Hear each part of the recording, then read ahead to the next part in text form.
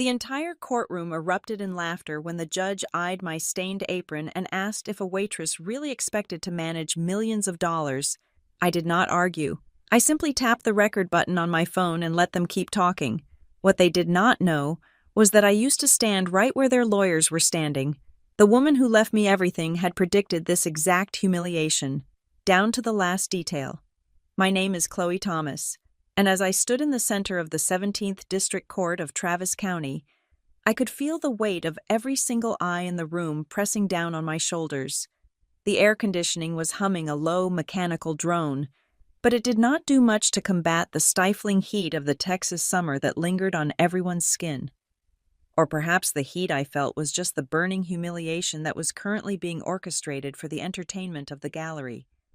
I was 31 years old. I was wearing a charcoal gray suit that I had purchased from a discount rack 3 years ago. The fabric was a cheap polyester blend that shined awkwardly under the harsh fluorescent lights of the courtroom, and the hem of the skirt was beginning to fray ever so slightly. To the people in this room, the high-priced lawyers in their Italian wool, the clerks with their crisp shirts, and my own family in their designer mourning attire, I looked exactly like what they thought I was. I looked like a woman who was out of her depth. I looked like a mistake. I looked down at my hands, resting on the defense table. They were red and raw. The skin on my palms was dry, and there were deep, red indentations wrapping around my wrists. Those marks were fresh. They were the lingering ghosts of the apron strings I had tied too tight at 6 o'clock this morning. I had just come from an 8-hour shift at the diner, smelling faintly of old coffee grounds and bacon grease, a scent that no amount of cheap perfume could fully mask. I had scrubbed my hands in the courthouse bathroom for 10 minutes, but the red lines remained, a brand of my station in life. Judge Randall Keene sat high above me, framed by the seal of the state of Texas. He was a man who enjoyed the sound of his own voice, a man who treated his courtroom less like a hall of justice and more like a personal theater where he was the star performer. He adjusted his glasses, peering down at me over the rim with a look that was somewhere between amusement and disgust. "Miss Thomas," Judge Keene said. His voice boomed, amplified by the microphone, bouncing off the wood-paneled walls. "I have read the motion filed by the plaintiffs, and now I am looking at you." He paused for effect. He knew exactly what he was doing. He was playing to the crowd. "I have to ask," Keene continued, a smirk curling the corner of his lip, "does a waitress brain really have the capacity to process the complexities of a multi-million-dollar estate? Or are we just hoping the numbers magically balance themselves like a check at a diner?" The laughter was immediate. It started from the plaintiff's table, a sharp, cruel sound, and rippled backward into the gallery. It was not a raucous belly laugh. It was worse. It was the polite, sneering chuckle of the upper class, the sound of people who believe they are naturally superior, enjoying the confirmation of their bias. They were laughing at the idea of me. They were laughing at the absurdity of a woman who pours coffee for tips thinking she could manage an investment portfolio. I did not flinch. I did not look down. I did not let a single tear well up in my eye. Instead, I slowly moved my right hand into the pocket of my blazer. My fingers brushed against the cool glass of my smartphone. I felt for the volume button and the distinct tactile ridge of the case. I pressed the screen once, a practiced, subtle motion. Inside my pocket, the voice recorder app was running. The little red waveform was dancing in the darkness, capturing every snicker, every insult, every violation of judicial impartiality. "Keep talking," I thought, keeping my face a mask of bewildered innocence. "Please, Judge Keene, say more. Dig the hole deeper." I looked over at the table to my left. My mother, Gwen, was sitting there.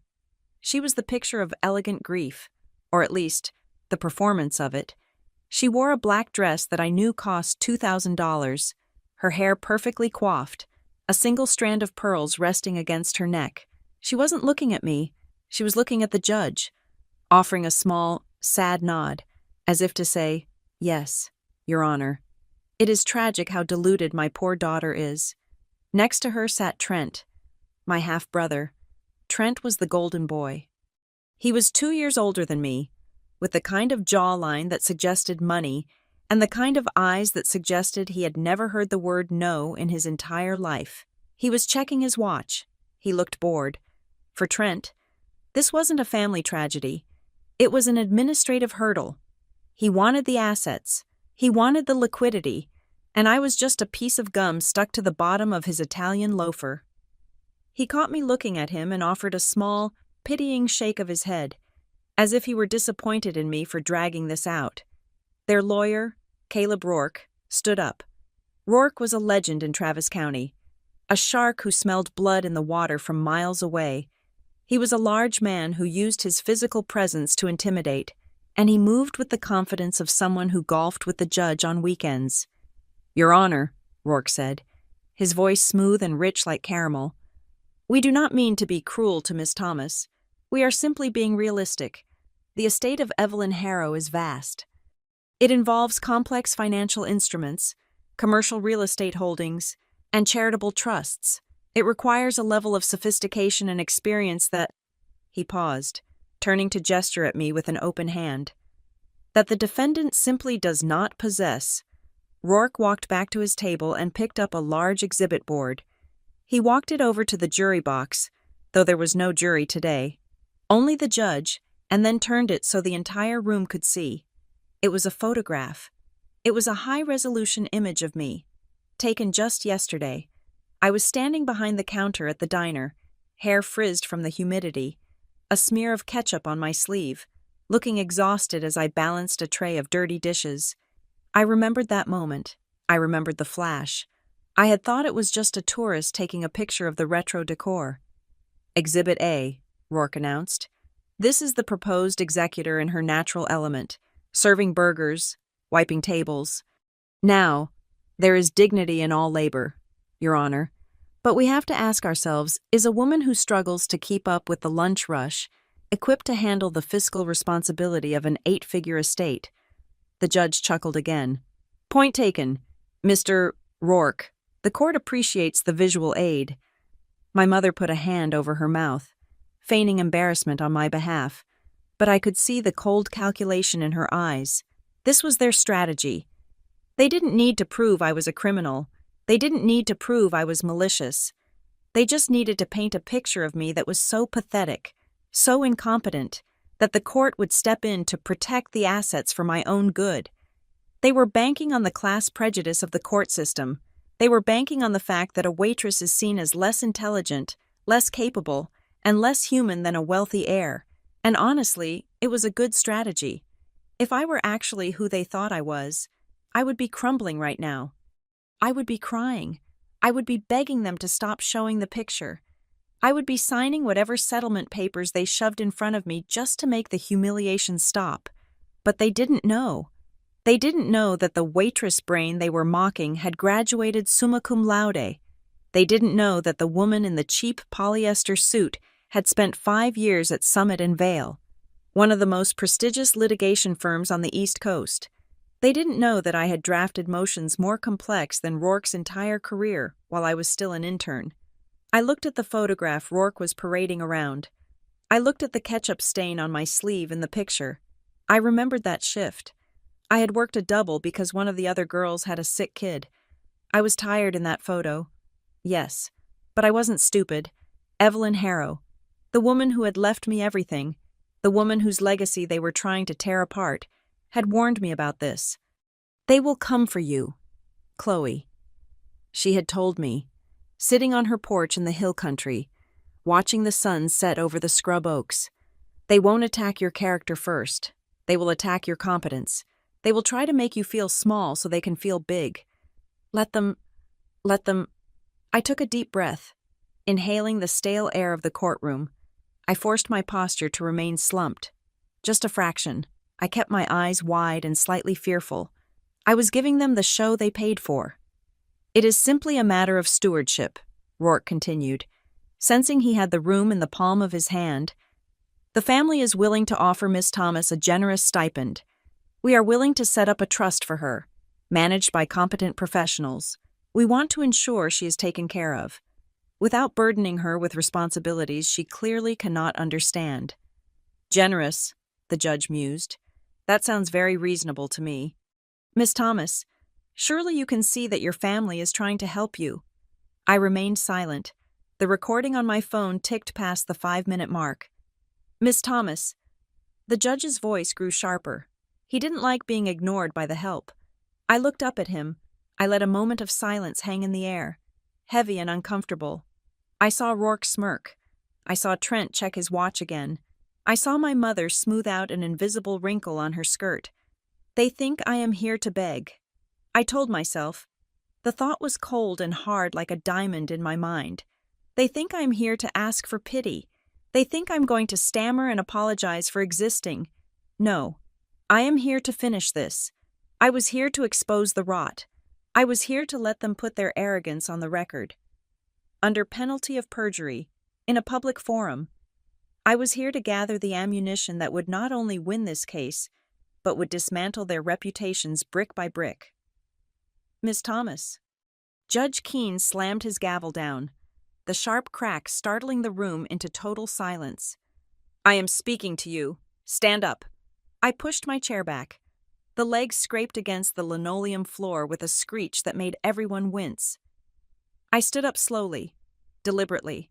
I smoothed the front of my cheap jacket. I let my hands rest on the table, careful not to hide the red marks from the apron strings. I wanted them to see the marks. I wanted them to remember exactly what a waitress looked like. I asked you a question, Judge Keene said, leaning forward, his eyes narrowing. Why should this court believe you are capable of anything more than taking a drink order? Why should I not grant the plaintiff's motion immediately and relieve you of this burden? Speak up. Defend yourself, if you can. The room held its breath. Rourke was grinning. Trent was leaning back, confident the show was over. They were waiting for the waitress to crumble. I looked Judge Keene dead in the eye. I didn't blink. The fear I had been projecting evaporated, replaced by a steeliness that I had forged in the lecture halls of Cambridge, Massachusetts, and sharpened in the boardrooms of Manhattan. Your Honor, I began, my voice steady, clear, and devoid of the trembling hesitation they expected. You asked about my brain. You asked about my capacity. I paused. I could feel the energy in the room shift, just slightly. It was the feeling of a predator realizing that the rabbit it had cornered was not trembling, but waiting. There is a reason I'm standing here, I said, and it is not the reason you think. The question hung in the air, heavy and electrified. Why would a Harvard lawyer be standing here, dressed like a waitress, letting them mock her? They were about to find out that the apron wasn't a sign of weakness. It was a trap, and they had all just walked right into it. To understand why I stood silent in that courtroom while a judge mocked my intelligence, you have to understand the woman who taught me the power of silence. Her name was Evelyn Harrow. She was not my mother, though she was the only parent I ever truly had. Evelyn was a ghost in the Texas Hill Country. If you drove past her property, all you would see was a rusted gate and a long, winding dirt road disappearing into the scrub oaks and limestone ridges. She did not drive luxury cars, and she did not attend the charity galas where my mother desperately tried to be photographed. Evelyn wore work boots that were older than me and flannel shirts that smelled of cedar and rain, but she owned half the county, a fact she kept buried under layers of shell companies and quiet land trusts. I met her when I was 22 years old. I was a senior in college, competing in the state finals for debate. I was angry back then. My style of argumentation was loud, aggressive, and desperate. I wanted to burn my opponents down because I felt like the world was constantly trying to burn me down. Evelyn was one of the judges. She was the only one who didn't flinch when I slammed my hand on the podium. After the round, she found me sitting on a concrete bench outside the auditorium, smoking a cigarette I didn't actually like, just to calm my shaking hands. She sat down next to me. She didn't say hello. She just looked at my hands. You are loud, she said. Her voice was like dry leaves scraping over pavement. You mistake volume for power. It is a common error. I started to argue, to defend my strategy, but she held up a hand. I am not critiquing your performance. Chloe, you won. I am critiquing your survival instinct. You fight like you are trying to prove you exist. You need to learn to fight like you are the only one who knows the truth. That afternoon, she offered me a deal. It was purely transactional, or so she claimed. She saw what she called a feral legal mind in me. She offered to pay for law school, all of it, tuition, housing, books, living expenses. In exchange, I had to spend my summers working on her ranch, not doing legal work, but fixing fences, clearing brush, and listening. My own family made the decision easy for me. We were not poor. I want to be clear about that. We were not living in a trailer park, scraping by on food stamps. My childhood was defined by a suffocating, beige mediocrity. We lived in a subdivision where every house looked exactly the same, and my mother, Gwen, was terrified that anyone might think we didn't belong there. Gwen was a woman constructed entirely of other people's opinions. To her, I was an accessory. When I brought home straight A's, I was her brilliant daughter. She would parade my report card around her bridge club like a trophy. But the moment I needed something money for a field trip, emotional support after a breakup, or just a mother to listen to me, she would vanish into a migraine or a locked bedroom. Her love was conditional on my ability to make her look good. Then there was Trent, my half-brother. Trent was 33, 2 years older than me, and he had been on the verge of a big break for the last decade. He was handsome in a generic, television commercial sort of way, with a smile that didn't reach his eyes. Trent viewed the world as a series of get-rich-quick schemes. He had moved from day trading to flipping houses to cryptocurrency, always using other people's money, always crashing and burning, and always blaming the market or bad luck. When I told them I got into Harvard Law, the reaction was telling. We were sitting at the dinner table. Trent was poking at a steak that cost more than my weekly grocery budget. "Harvard," Trent said, chewing with his mouth open. "That is expensive. Who is paying for it?" "Because Mom and I are leveraging the equity in the house for my new tech incubator concept. We cannot carry you." "I have a scholarship," I said. I didn't mention Evelyn. I knew if I mentioned a wealthy benefactor, Trent would be at her gate within the hour, pitching a startup idea. "Good," Gwen said, pouring herself a second glass of Chardonnay. "Imagine how it will look in the Christmas newsletter. Chloe is at Harvard. That sounds wonderful." She looked at me, her eyes glazing over. "Just make sure you don't turn into one of those frumpy women in pantyhose. You still need to find a husband. Chloe, a degree won't keep you warm at night." That was the extent of their support. They didn't drive me to the airport. They didn't ask what kind of law I wanted to practice. They just calculated the social currency my acceptance letter gave them and moved on. So I went to Cambridge, and I became two different people, to my family. I was vague. I told them school was fine. I told them I was struggling to keep up. I downplayed every achievement. I realized early on that if I told Trent I was top of my class, he would ask for a loan. If I told Gwen I had secured a clerkship with a federal judge, she would ask me to sue her neighbors over a property line dispute. So I let them think I was barely scraping by. I let them think I was mediocre. It was safer that way, but to Evelyn, and to the world of high-stakes litigation, I was a shark. Evelyn was the one who taught me the difference between noise and signal. During those summers in the Texas heat, while we repaired barbed wire fences that cut into my fingers, she lectured me on the philosophy of conflict. Most people cannot stand silence. Evelyn told me once, we were sitting on her porch, drinking iced tea that was so cold it made my teeth ache. "If you stay quiet, Chloe, people will fill the silence with their own insecurities. They will talk to fill the void. And if you let them talk long enough, they will tell you exactly how to destroy them." She also taught me the art of documentation. Evelyn kept journals of everything, not feelings, but facts, weather patterns, cattle prices, conversations with contractors. "Memory is a liar," she said. "Ink is truth. Never enter a room without a way to record what happens. People lie to themselves, but they cannot lie to a timestamp." I took that lesson to heart, at Harvard, and later at Summit and Vail Legal Group. I became known for my preparation. I was the associate who knew the footnotes better than the partners. I was the one who found the smoking gun in the endless boxes of discovery documents. I spent 5 years at Summit and Vale. I rose through the ranks faster than anyone in the firm's history. I handled complex civil litigation, defending assets worth hundreds of millions of dollars. I wore tailored suits that cost $3,000. I commanded boardrooms. I destroyed opposing counsel with a calmness that terrified them. But when I went home for Christmas, I wore jeans and a sweatshirt. I listened to Trent brag about his latest investment that was definitely going to pay off this time.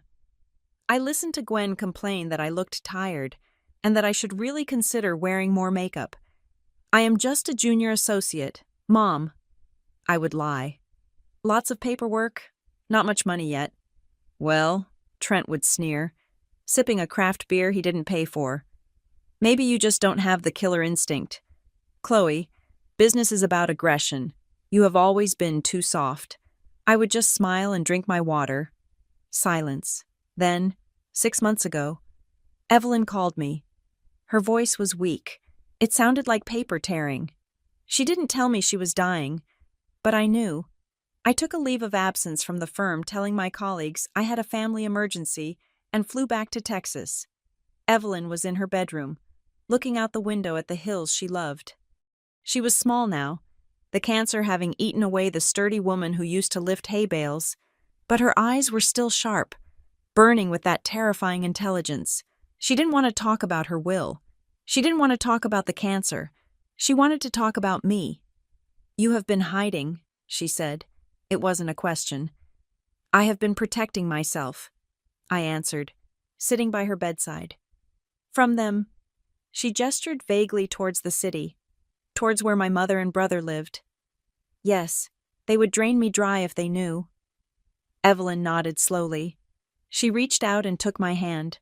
Her grip was frail, her skin like parchment paper. I have made arrangements, Chloe, complicated arrangements, because I know you are strong enough to handle the money, but I do not know if you are strong enough to handle the hate. I don't care if they hate me, Evelyn. You think you don't, she whispered, but blood is a heavy chain. When I am gone, they will come for what is mine. They will think it should be theirs. And when they realize I gave it to you, they will try to break you.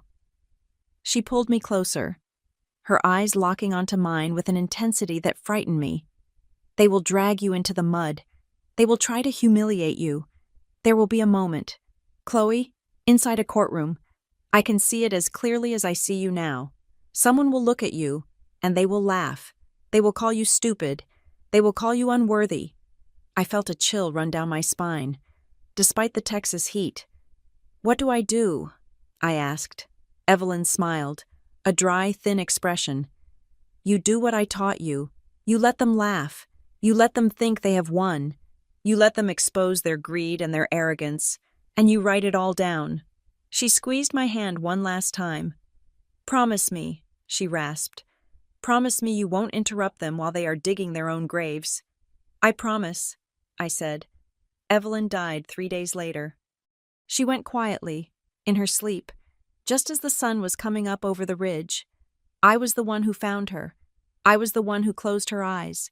I called the funeral home. Then I called my mother. Evelyn died, I said. Oh, Gwen said. There was a pause. I could hear the television in the background. Wasn't she that rich woman who paid for your school? Did she leave anything for you? I don't know. I lied. Well, Gwen said, her voice perking up. Trent is struggling right now. If she left you anything, you need to remember that family helps family. We raised you. Chloe, don't forget that. I hung up the phone. I looked at Evelyn's peaceful face. I thought about the notebook stacked in her study. I thought about the recording app on my phone. I didn't know the specifics of the will yet. I didn't know that Evelyn had appointed a specific executor or that she had anticipated Trent's exact reaction. But I knew one thing, the war had started. And my family thought they were fighting an unarmed Waitress. They had no idea they were declaring war on a partner from Summit and Vale. That was the last time I cried. Since that morning, I had been nothing but ice. I returned to my life, or rather, the version of my life that I allowed them to see. I waited for the probate process to begin. I waited for the reading of the will, and I waited for the laughter that Evelyn had promised me was coming. The silence following Evelyn's death was not peaceful. It was heavy, like a woolen blanket soaked in ice water. There was no grand bedside confession, no cinematic final breath. She simply ceased to be. One moment she was the most formidable woman in Texas, and the next, she was a memory. The doctor listed the cause as cardiac arrest, secondary to her long battle with cancer. It was clinical, it was reasonable, it was painfully ordinary. But the machinery of death is rarely quiet for long. 2 days after the funeral, a small, private affair that my family did not attend because they claimed the drive to the hill country was excessive, I received a call from Howard Lasker. Howard was Evelyn's personal attorney, a man who looked like he had been carved out of the same limestone as the courthouse. He was dry, humorless, and possessed a mind like a steel trap. The reading is scheduled for Thursday at 10 o'clock. Howard told me, "Your mother and brother have been notified. They have confirmed their attendance with remarkable speed." I arrived at Howard's office in downtown Austin 15 minutes early. The waiting room smelled of lemon polish and old leather. I sat in the corner, staring at a painting of a cowboy weathering a storm, trying to keep my breathing steady. I was not nervous about the money. I was nervous about the performance I was about to witness. At 9:55, the elevator doors slid open. Gwen and Trent walked in.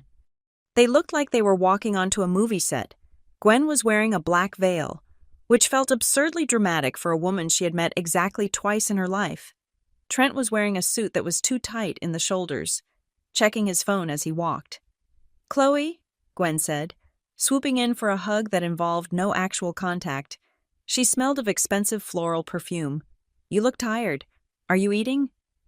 You look pale." "I am fine. Mom," I said, stepping back. Trent didn't even look up from his screen. "Sad business," he muttered. "Is the executor here? I have a meeting at 1 o'clock with some angel investors. I need to know the timeline on the liquidity event." He wasn't asking about Evelyn. He was asking when the check would clear. We were ushered into the conference room. Howard Lasker sat at the head of a long mahogany table. He did not stand up. He did not offer condolences. He simply opened a thick file folder and adjusted his spectacles. "This is the last will and testament of Evelyn Marie Harrow," Howard announced. His voice was flat, stripping the room of any potential emotion. Trent leaned forward, his elbows on the table. "Let's skip the preamble. Mr. Lasker, we know Evelyn was fond of Chloe. We expect there to be some provisions. Just give us the numbers." Howard looked at Trent over the rim of his glasses. The look lasted 3 seconds, long enough to make Trent shift uncomfortably in his chair. Then, Howard began to read. The first few minutes were standard legal boilerplate: debts to be paid, funeral expenses covered. Then came the distribution. "To my acquaintances, Gwen Thomas and Trent Thomas," Howard read. Trent bristled. "Acquaintances. We are family by extension." Howard ignored him. "I leave the sum of $5,000 each. This amount is intended to cover any travel expenses incurred during their visit to my memorial. Furthermore, to Trent Thomas, I leave my collection of Reader's Digest magazines from 1980 to 1990, as I believe he may find the advice within them educational." The silence in the room was absolute. It was so quiet, I could hear the hum of the hard drive in Howard's laptop. Trent's face turned a blotchy shade of red. "Is that a joke?" "I assure you, Mr. Thomas, Mrs. Harrow was not known for her comedy." Howard said. He turned the page. "To Chloe Thomas, I leave the remainder of my estate. This includes the Harrow Ranch in Gillespie County, the commercial properties in downtown Austin, the diversified stock portfolio, and all liquid assets held in the blind trust. The estimated value of the estate is—" Howard named a number. It was a large number. It was the kind of number that changes lives. It was the kind of number that ruins people. For 10 seconds, nobody moved. Gwen's mouth hung slightly open, her eyes darting from Howard to me. doing the mental math. Then, Trent exploded. He stood up so fast his chair tipped over backward, crashing onto the hardwood floor. "No," Trent said. His voice was shaking, not with grief, but with rage. "Absolutely not. This is insane. She was senile. She was out of her mind on pain medication." "Mr. Thomas?" Howard said calmly. "I have video documentation of the signing. Mrs. Harrow was of sound mind." "Sound mind." Trent pointed a trembling finger at me. "She was manipulated. Look at her. Chloe has been whispering in that old woman's ear for years, playing the poor, struggling student. It is undue influence. It is elder abuse." I sat perfectly still. I had expected this. Evelyn had told me to expect this. "I never asked her for a dime," I said quietly. "Bull," Trent spat. "You think you can manage this? You work at a diner. Chloe, you drop plates for a living. You have no idea what a portfolio like this requires. You don't have the sophistication. You don't have the experience." Gwen placed a hand on Trent's arm, but her eyes were cold as she looked at me. "Chloe, honey, listen to your brother. This is too much for you. It is dangerous to have this much responsibility when you don't understand the financial world. People will take advantage of you." "Like you are trying to do right now?" I asked. Gwen recoiled, as if I had slapped her. "We are trying to protect you. You are not equipped for this. You are a sweet girl. But you are not capable, not like Trent." Trent straightened his jacket. He had regained his composure, and his face had settled into a mask of smug determination. "We are contesting the will," Trent declared, "on the grounds of undue influence and lack of testamentary capacity, and we will be filing an injunction to freeze the assets until the matter is resolved." Howard Lasker closed the folder. "That is your right, Mr. Thomas. However, I must warn you that Mrs. Harrow included a no-contest clause. If you lose the $5,000. "Keep the $5,000, Trent sneered. "We are coming for the whole thing." They stormed out. The door slammed shut, vibrating the frame. I looked at Howard. He looked tired. "It begins," Howard said. "They will file the motion by tomorrow morning. The estate will be frozen. You won't be able to touch a penny of the inheritance until the judge rules. This could take months, years, if they drag it out." "I know," I said. "I can survive. I have my job. I have my savings." Howard frowned. He tapped his finger on the desk. "There is one more thing. Chloe, it is a bit of a complication." My stomach tightened. "What complication?" "The bank that holds the estate's primary accounts," Howard said slowly. "They have flagged some transactions, specifically the tuition payments Evelyn made to Harvard on your behalf years ago. Because the plaintiffs are alleging that you manipulated Evelyn into giving you money over a long period, the bank's compliance department has flagged those transfers as potential evidence of the ongoing scheme." I stared at him. So, Howard said. "Because those transfers went into your personal checking account before going to the university. The bank has temporarily frozen your personal accounts as well. It is an administrative hold pending the investigation." The room seemed to spin. "My personal account?" I asked, my voice rising. "That is my money, my wages, my savings. It is commingled funds, according to their preliminary risk assessment," Howard explained apologetically. "We will fight it. I can file a motion to release your personal funds, but given the size of the claim Trent is making, it will take time, at least 30 days, maybe 60. I sat back in the chair. The reality of what was happening crashed down on me. It wasn't an accident. It wasn't just a compliance issue. Trent and his lawyers knew exactly what they were doing. They knew I lived paycheck to paycheck, or at least, that is what I let them believe. They knew I didn't have a safety net. They weren't just freezing the inheritance. They were freezing me. They wanted to starve me out. They wanted me to be unable to pay rent. They wanted me to be unable to buy groceries. They wanted to force me into a position where I would have to crawl to them and sign a settlement just to eat. I thought about my rent, due in 4 days. I thought about the utilities bill sitting on my counter. I thought about the balance in my wallet, $42. I looked at the window, down on the street. I could see Trent and Gwen getting into their car. They were talking animatedly. Trent was laughing. He probably thought he had just checkmated me. He thought he was dealing with a waitress who would panic at the first sign of financial pressure. He thought he was dealing with a sister who would crumble. I stood up. I picked up my purse. "File the motion." "Howard," I said. My voice was calm, terrifyingly calm. "Let them freeze it. Let them freeze everything." Howard looked at me with a spark of interest. "You are going to be in a very difficult position. Chloe, you might lose your apartment." "I know," I said. I walked to the door. I touched the handle, the cold metal grounding me. "They think hunger will make me obedient," I said, looking back at the old lawyer. "They forgot that I know how to hunt." I walked out of the office and into the heat of the Texas afternoon. I had no access to my inheritance. I had no access to my savings. I was a Harvard-educated lawyer with $42 to my name and a war to fight. I took my phone out and dialed the number of the diner where I had been working weekends. "Hey, it is Chloe," I said when the manager answered. "I need more shifts. Put me on the schedule for every morning and every night you have open. Yes, start tomorrow." I hung up. I wasn't going to beg. I was going to work. And every table I wiped, every dollar I earned the hard way, was going to be one more piece of evidence against them.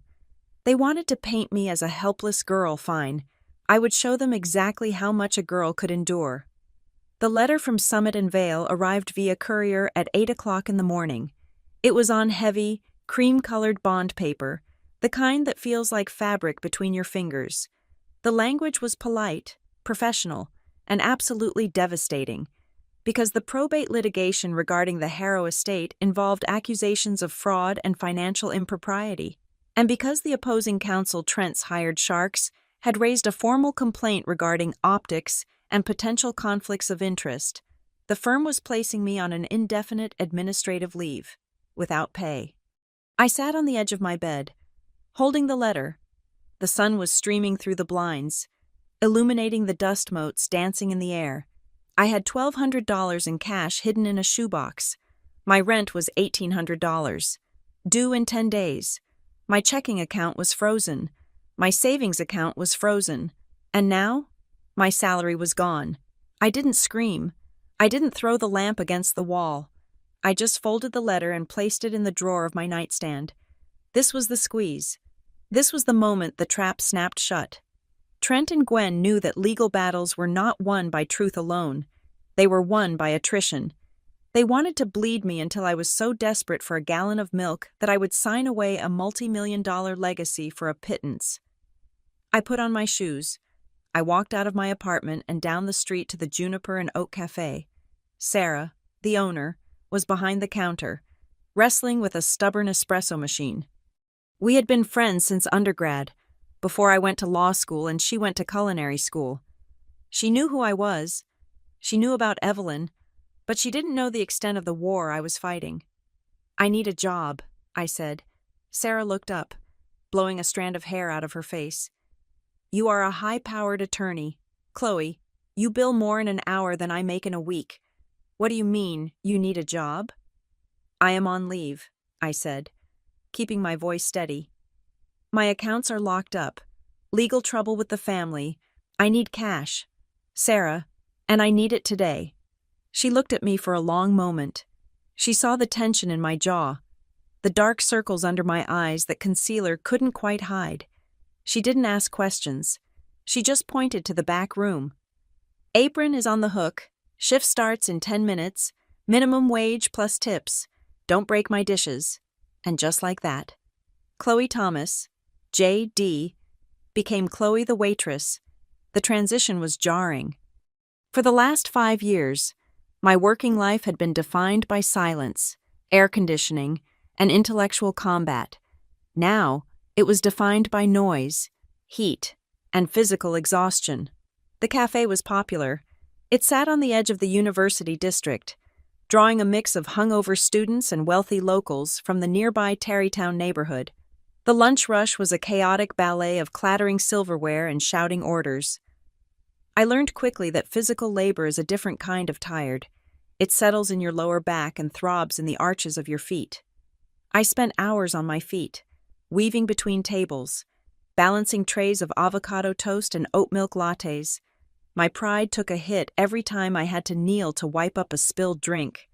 There is a specific way people look at you when you are serving them food. They don't look at you. They look through you. You are a mechanism of delivery, not a person. You are the hands that bring the coffee, not a human being with a history or a future. Excuse me. A woman in a tennis skirt snapped at me around noon. She held up her cup. This is lukewarm. I specifically asked for extra hot. Is it difficult to follow simple instructions?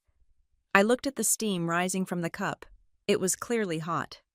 I apologize, I said, forcing a smile that felt like it might crack my face. Let me remake that for you. Do, she said, turning back to her friend without another glance at me. Honestly, the help these days. I walked back to the kitchen, my hands shaking slightly. I wanted to tell her that I could draft a motion to dismiss that would make her head spin. I wanted to tell her that I understood the tax implications of her husband's offshore accounts better than he did, but I didn't. I steamed the milk, I poured the coffee, I brought it back. Thank you, she said dismissively. She didn't tip. By 2 o'clock, I was drenched in sweat. My hair was falling out of its bun. There was a stain on my apron from a rogue splash of tomato soup. That was when Mrs. Gable walked in. I recognized her immediately. She was one of Gwen's society friends, a woman who treated gossip like a competitive sport. She was wearing an oversized floral dress and enough gold jewelry to anchor a small boat. She sat at a table near the window, ordering an iced tea. I tried to stay in the back. I asked Sarah to take her table, but we were short-staffed, and Sarah was stuck on the register. I took a deep breath. I walked over with the iced tea. Here you go, I said, keeping my voice low, hoping she wouldn't look up. She looked up. Her eyes went wide. She looked at my face, then down at my apron, then back at my face. A slow, cruel smile spread across her lips. Chloe? She asked. Her voice pitched loud enough to turn heads. Chloe Thomas. Is that you? Hello, Mrs. Gable, I said. Oh my heavens, she gasped. Gwen told me you were having some difficulties, but I didn't realize it was this bad. You are working here. It is honest work, I said stiffly. Of course, she said, patting my hand with a touch that felt like ice. It is just so brave of you, to not be ashamed. She reached into her purse. I knew what was coming. I saw the phone. I have to document this, she said, holding the phone up. Just so the girls know we should support local businesses. Smile, dear. Click. I didn't smile. I just stood there, holding the empty tray, while she took a digital souvenir of my poverty. That will be $4, I said. She handed me a $5 bill. Keep the change, honey. You look like you need it. I walked away. I put the bill in the tip jar. I felt sick. The text from Gwen arrived 20 minutes later. Mrs. Gable worked fast. What are you doing? The message read. You are embarrassing the family. I have people calling me asking why my daughter is serving coffee like a common dropout. I didn't reply. 10 minutes later, my phone rang. I stepped out into the alley behind the kitchen, leaning against the brick wall next to the dumpster. The air smelled of rotting vegetables and exhaust fumes. Hello, Mother, I said. You are self-destructing, Gwen said. Her voice was trembling with that fake, theatrical concern she perfected years ago. Chloe, listen to me. You are ruining your future. Think about the optics. Think about the court case. I am thinking about paying my rent, I said. Since you and Trent froze my bank accounts. We didn't do that, she lied. That was the bank. It is procedure. But listen to me. Chloe, if the judge sees you working as a waitress, do you know what he will think? He won't think you are hardworking. He will think you are desperate. He will think you are exactly what we told him you are, unstable, low-functioning. So I should starve, I asked. No. Gwen sighed. You should be reasonable. Trent wants to help you. He is your brother. He is sick with worry about you. Trent has never been sick with worry about anyone but himself. He has a proposal, Gwen said, her voice dropping to a conspiratorial whisper. Just hear him out. Don't be stubborn. Chloe, pride is expensive. I hung up. I went back inside. I finished my shift. I wiped down the counters. I swept the floor. I counted my tips, $62. It wasn't enough. But it was something. It was clean money. It was money I earned by standing on my own 2 feet, not by waiting for someone to die. When I walked out of the cafe at 7 o'clock, the sun was setting, casting long orange shadows across the pavement. My phone buzzed again. A text from Trent. I know you are struggling. I can make it stop. Sign a limited power of attorney. Let me manage the estate assets as a trustee. I will release your personal funds immediately and give you a monthly allowance of $5,000. You can quit the waitress gig. You can go back to being a lawyer. Just let the professionals handle the money. An allowance. He was offering me an allowance for my own inheritance. He wanted to turn me into a child. He wanted me to admit that I was incapable, that I needed Big Brother Trent to save me. If I signed that paper, the lawsuit would vanish. The frozen accounts would open. I could go back to my comfortable life. All I had to do was agree that I was stupid. I typed a reply. No. I hit send. I started walking toward the bus stop. My car was out of gas, and I couldn't afford to fill the tank until I got my first full paycheck. As I walked, I felt a prickle on the back of my neck. The sensation of being watched. It is a primal instinct, something left over from when we were prey on the savannah. I stopped. I turned around. Across the street, parked in a loading zone, was a nondescript gray sedan. The windows were tinted, but the driver's side window was rolled down just an inch. I saw the glint of a lens, a long lens. Someone was taking pictures of me. They were documenting my walk to the bus stop. They were documenting my uniform, my stained shoes, the fatigue in my posture. It wasn't just Mrs. Gable's gossip. This was a professional. Trent had hired a private investigator. They were building a narrative. They were going to walk into court and say, "Look at her. She is destitute. She is working a menial job. She is living in squalor. How can this woman possibly manage a commercial real estate portfolio? She can't even manage her own life." They were weaponizing my survival. I stood there on the sidewalk, looking at the lens. I wanted to run. I wanted to hide my face. The shame was a hot physical thing rising in my chest. I was a Harvard lawyer. I was a litigator. And here I was, being hunted like an animal. Then, I heard Evelyn's voice in my head, clear as a bell. Let them laugh. Chloe, let them think they see the whole picture. The man who underestimates his opponent is a man who has already lost. I didn't run. I reached into my bag and pulled out a book I had brought with me. It was a dense, leather-bound volume on advanced trust law and fiduciary duties. I held the book against my chest, ensuring the title was facing outward. But then I paused. No, that would be tipping my hand. That would be showing them I was fighting back. I put the book away. Instead, I straightened my spine. I lifted my chin. I looked directly at the car across the street, and I offered a small, tired smile. I turned and walked to the bus stop. Let them take the pictures. Let them have their evidence of my downfall, because what the camera couldn't see was the recording app running on my phone every time Gwen called. What the camera couldn't see was the notebook under my mattress where I was documenting every threat, every coercion attempt, every offer of an allowance. They thought they were gathering evidence to bury me. They didn't realize they were providing the shovel. I got on the bus. I paid my fare with the crumpled bills from the tip jar. I sat in the back, surrounded by tired people coming home from their own long shifts.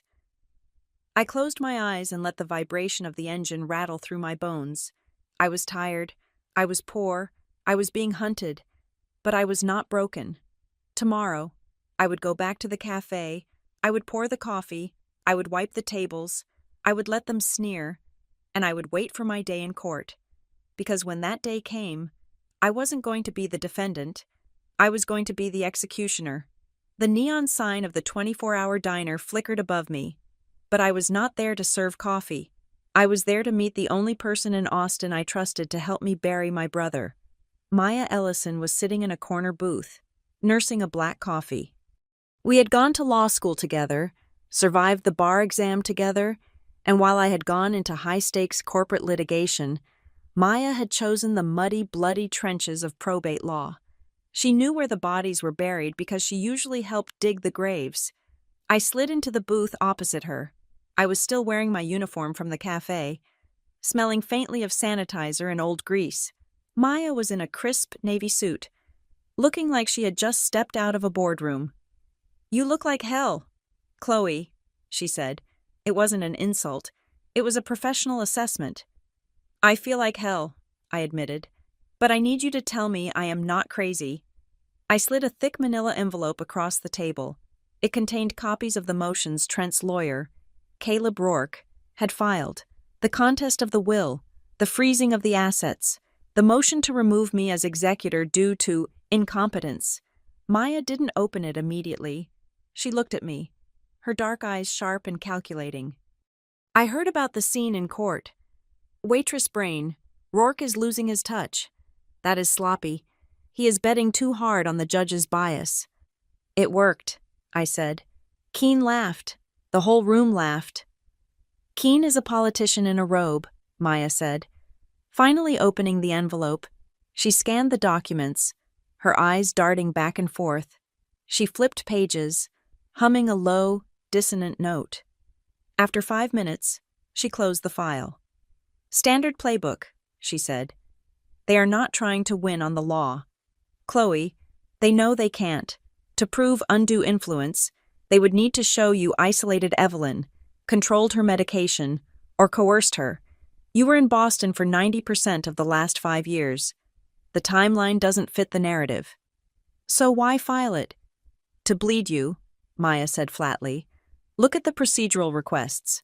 They are asking for 10 years of financial records. They want depositions from every doctor Evelyn saw in the last decade. They are flooding the zone. They want to make this so expensive and so slow that you run out of money before we even get to trial. They are banking on the fact that you have bills to pay today, and the inheritance might not unlock for 2 years. They froze my personal accounts, Maya. They knew exactly where to hit." "Of course they did," she said. "It is a siege. They want you to panic. They want you to pick up the phone and say, 'Okay, Trent, give me 50 grand, and I will walk away.'" I took a sip of water. "I am not walking away." "Good," Maya smiled, a predatory expression that made me miss working with her. "Because we are not going to play defense. We are going to counterattack, but we have to be smart. We don't fight on emotion. We fight on process." Maya leaned in. "Did Evelyn see a neurologist?" "Yes," I said. "She had a checkup every 6 months. She was terrified of dementia. Her father had it." "Perfect," Maya said. "We subpoena the records, but we don't just get the notes. We get the raw data, the cognitive assessments, the mini mental state examination scores. If she was scoring 30 out of 30 while Trent claims she was senile, his case crumbles." "I have something better," I said quietly. Maya raised an eyebrow. "Evelyn knew this was coming," I said. "She left a box with Howard Lasker. She called it her insurance policy. I haven't opened it yet because Howard wanted to wait for the right moment. But he gave me the inventory list." I pulled a folded piece of paper from my pocket. "Video recordings," I read. "Dated every month for the last 2 years. Each video begins with her reading the day's newspaper to establish the date, followed by a summary of her business decisions for that month. She explains why she sold the stocks, why she bought the land, and explicitly, why she was leaving the money to me." Maya let out a low whistle. "She created a capacity dossier. That is brilliant. It is admissible as evidence of state of mind. If she is on tape, lucid, articulate, and explaining her logic, it destroys the argument that she was being manipulated." "There is more," I continued. "She had 2 independent psychiatrists evaluate her the week before she signed the will. They weren't her regular doctors. They were forensic specialists. They signed affidavits, certifying she was of sound mind and free from duress. Maya leaned back, looking genuinely impressed. Your mentor was a shark. Chloe, this isn't just a defense. It is a trap. If we drop this now, the judge might dismiss the case. No, I said. The word came out harder than I intended. If we drop it now, Rourke will find a way to suppress it or claim the doctors were paid off. I want them to commit. I want Trent to testify under oath that she was crazy. I want him to lie on the record, and then I want to play the tape. Maya looked at me for a long moment. You don't just want to win. You want to destroy him. I want the truth to be the only thing left standing, I said. Okay, Maya nodded. Then we play the long game, but you need to survive the siege. How are you holding up financially? I am working, I said. I am picking up double shifts at Juniper and Oak. Chloe, Maya warned, I can float you a loan, a legitimate one, paperwork and everything. You don't have to scrub tables. It plays into their narrative that you are well, serving class. No, I said firmly. I want the court to see me working. I want the judge to see that when my assets were frozen, I didn't steal, I didn't beg, and I didn't manipulate anyone. I went to work. It goes to character. It shows I value labor, unlike Trent, who has never worked a real day in his life. It is risky, Maya said. Rourke will use it to mock you, again. Let him, I said. Evelyn said to let them laugh. Maya tapped her pen on the table. Fine, but we need to document everything, every text from Gwen, every voicemail from Trent. If they approach you, record it. Texas is a one-party consent state. You don't have to tell them. Way ahead of you, I said, tapping my pocket where my phone lived. The next 3 weeks were a blur of exhaustion and adrenaline. I would wake up at 5 in the morning, work the breakfast shift until 2, meet with Maya, or review case files until 6, and then sometimes go back for the dinner shift. My hands were constantly dry. My feet ached with a deep, bone-weary throb, and I was perpetually tired, but I was also focused. Trent, however, was not idle. He began a whisper campaign. I heard it first from Sarah at the cafe. You know people are talking, right? Sarah asked me one afternoon as we were refilling the sugar containers. Let them talk, I said. No. Chloe? I mean specifically. She hesitated. A girl from your brother's country club came in today. She said Trent is telling everyone you are mentally unstable. He is saying you are cosplaying poverty to get attention. He says you have access to money, but you are choosing to work here to embarrass the family and make him look like a monster. My grip on the glass sugar dispenser tightened until my knuckles turned white. It was a brilliant, twisted lie. By framing my survival as a performance, he stripped me of my dignity. If I was really poor, I was pathetic. If I was faking it, I was manipulative. There was no winning with these people.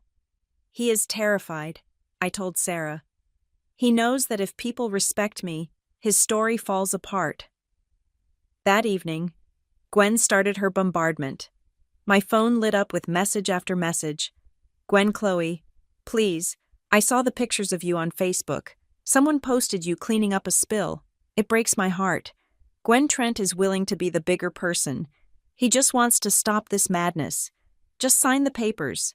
Honey, we can have this all resolved by dinner. I will even help you pay off your student loans. Gwen, why do you hate us? We only want what is best for you. I didn't reply. I screenshotted every message. I uploaded them to a secure cloud server that Maya had set up. The timestamps told a story of harassment, not concern.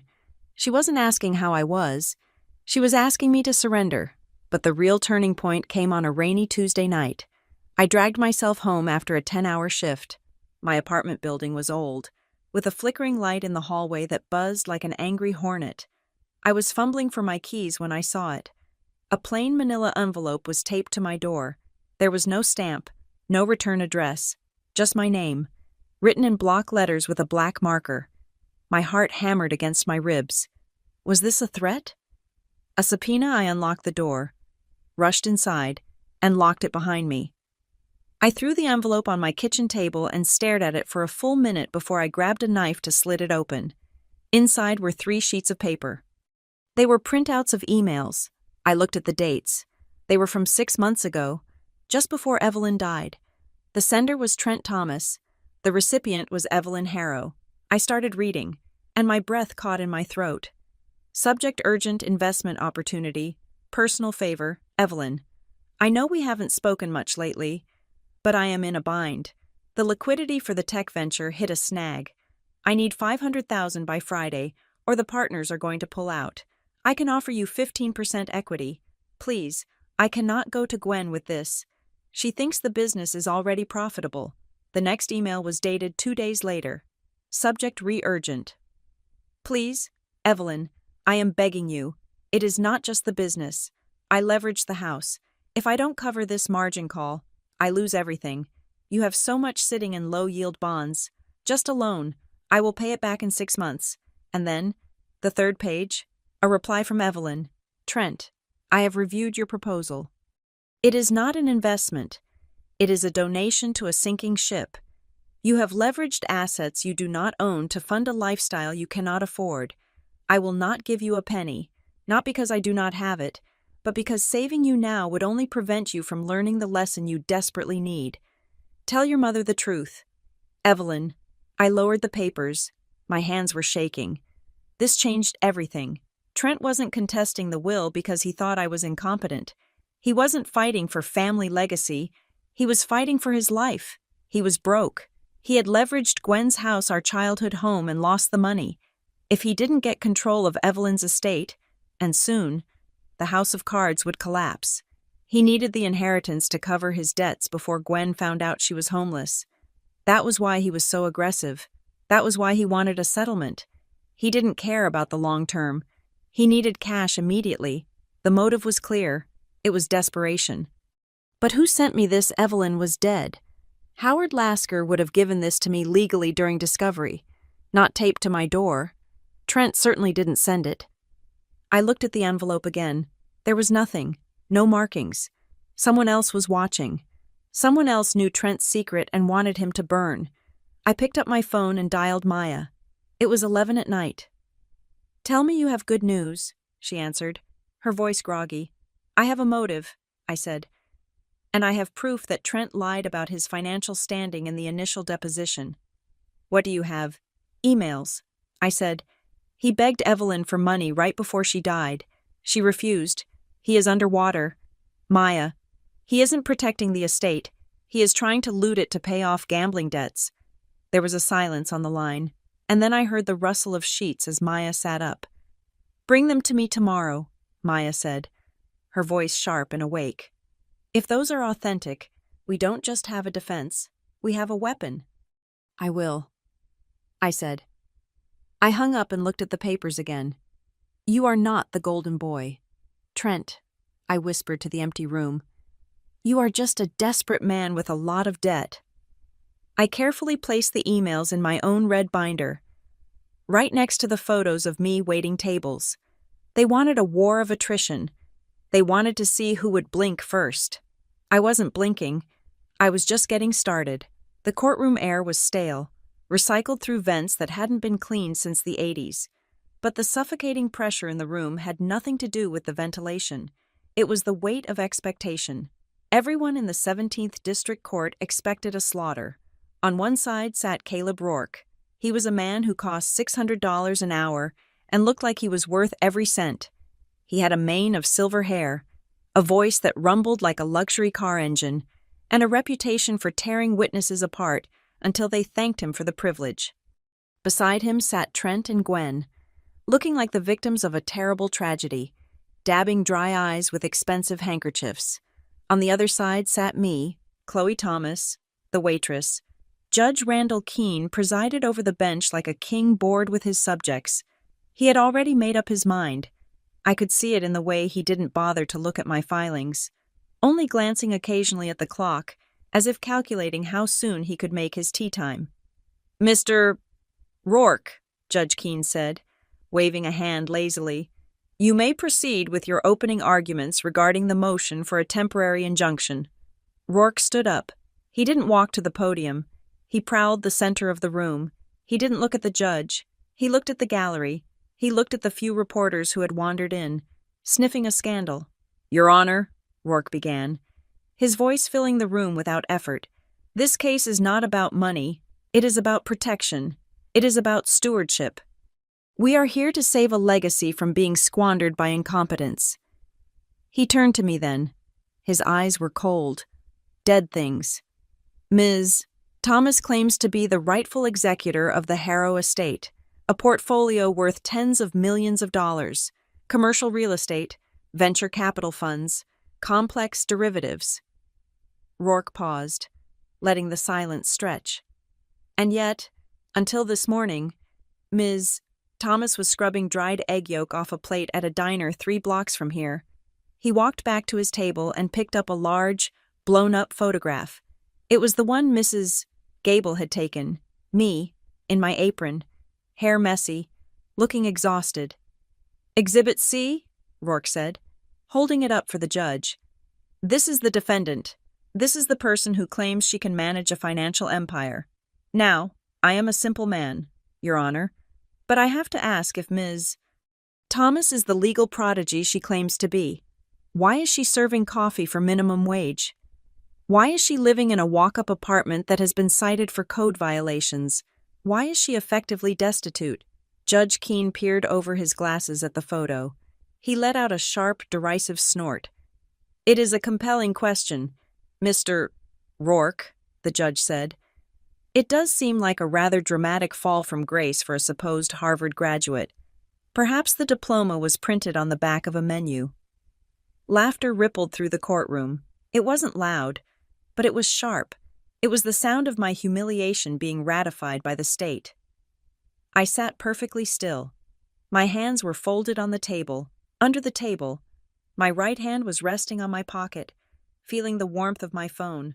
The recording app was running. Laugh. I thought, please, laugh louder. I want the microphone to catch the timbre of your arrogance. Call your first witness, the judge said, still smirking. I call Gwendolyn Thomas, Rourke said.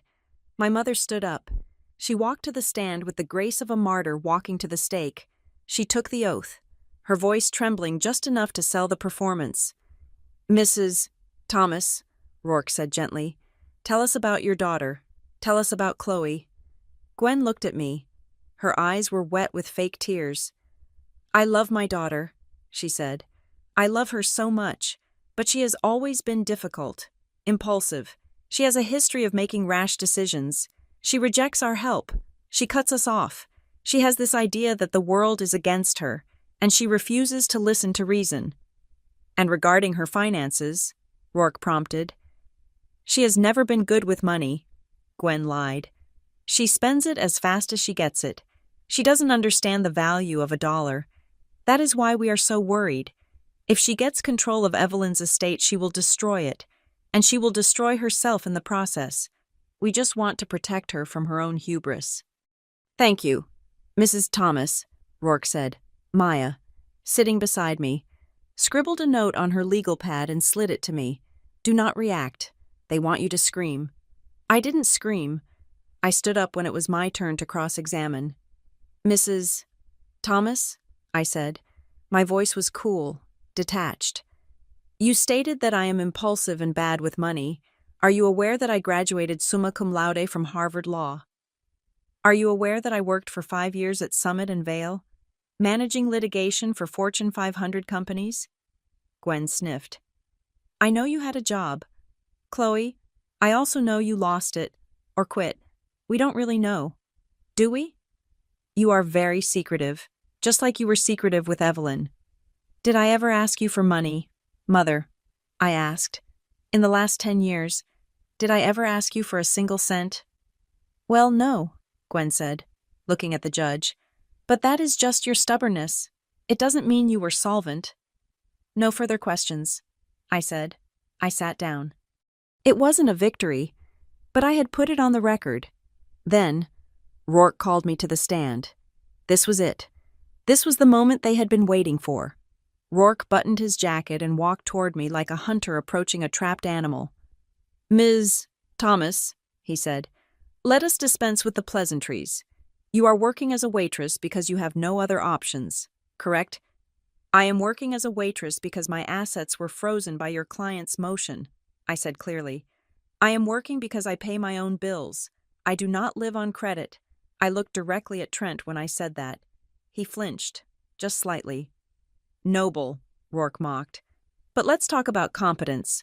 The Harrow estate includes a diversified portfolio of municipal bonds, high-yield REITs, and private equity stakes. Do you even know what a REIT is, Ms. Thomas, or do you think it is a type of sandwich?" The judge chuckled. "Careful, Mr. Rourke. Don't confuse the witness with the lunch menu." More laughter. I looked at Rourke. I didn't blink. "A real estate investment trust," I said, my voice projecting to the back of the room, "is a company that owns, operates, or finances income-generating real estate, modeled after mutual funds. REITs pool the capital of numerous investors. To qualify as a REIT, a company must comply with certain provisions of the Internal Revenue Code. Specifically, it must distribute at least 90% of its taxable income to shareholders annually in the form of dividends." The room went quiet. Rourke blinked. He hadn't expected a textbook definition. I wasn't finished. "Furthermore," I continued, "Evelyn's portfolio is heavily weighted in commercial mortgage-backed securities. Given the current volatility in the office space sector, the prudent strategy would be to divest the Class B properties in downtown Austin and reallocate the capital into industrial logistics centers, which are currently seeing a 6% year-over-year growth in cap rates. That is what I intended to do before you froze the accounts." I stared at Rourke. "Is there any other financial instrument you would like me to define for you, counselor? Or shall we discuss the prudent investor rule and how your client's attempt to delay probate is actually a breach of fiduciary duty, causing active harm to the estate's value?" Maya covered a smile with her hand. Rourke stood there for a second, his mouth slightly open. I had cornered him. I had proven, in 30 seconds, that I knew more about the assets than he did. But I had forgotten where I was. I had forgotten that in Judge Keene's courtroom, intelligence was not an asset if it came from the wrong person. Judge Keene leaned forward. He didn't look impressed. He looked annoyed. He looked like a man who had just been corrected by a servant. "Well," the judge drawled, his voice dripping with condescension, "that is a very pretty speech, Ms. Thomas. You must have memorized that quite thoroughly. Perhaps you read it on Wikipedia during your break." "I learned it at Harvard Law, Your Honor," I said. Right. Keene waved a hand dismissively. "The famous degree. But tell me this, if you are such a financial wizard. Why are you wearing a suit that looks like it came from a garage sale? Why are your hands red from scrubbing tables?"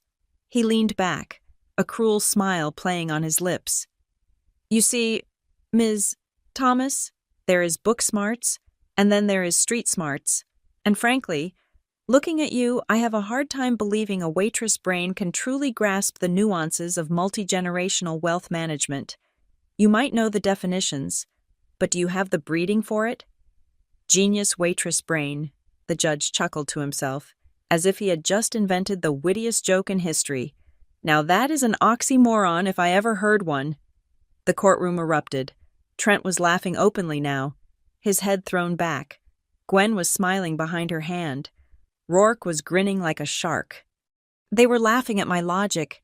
They were laughing at my defense. They were dismissing my education, my experience, and my entire existence because I wore an apron. My hand tightened on the fabric of my skirt.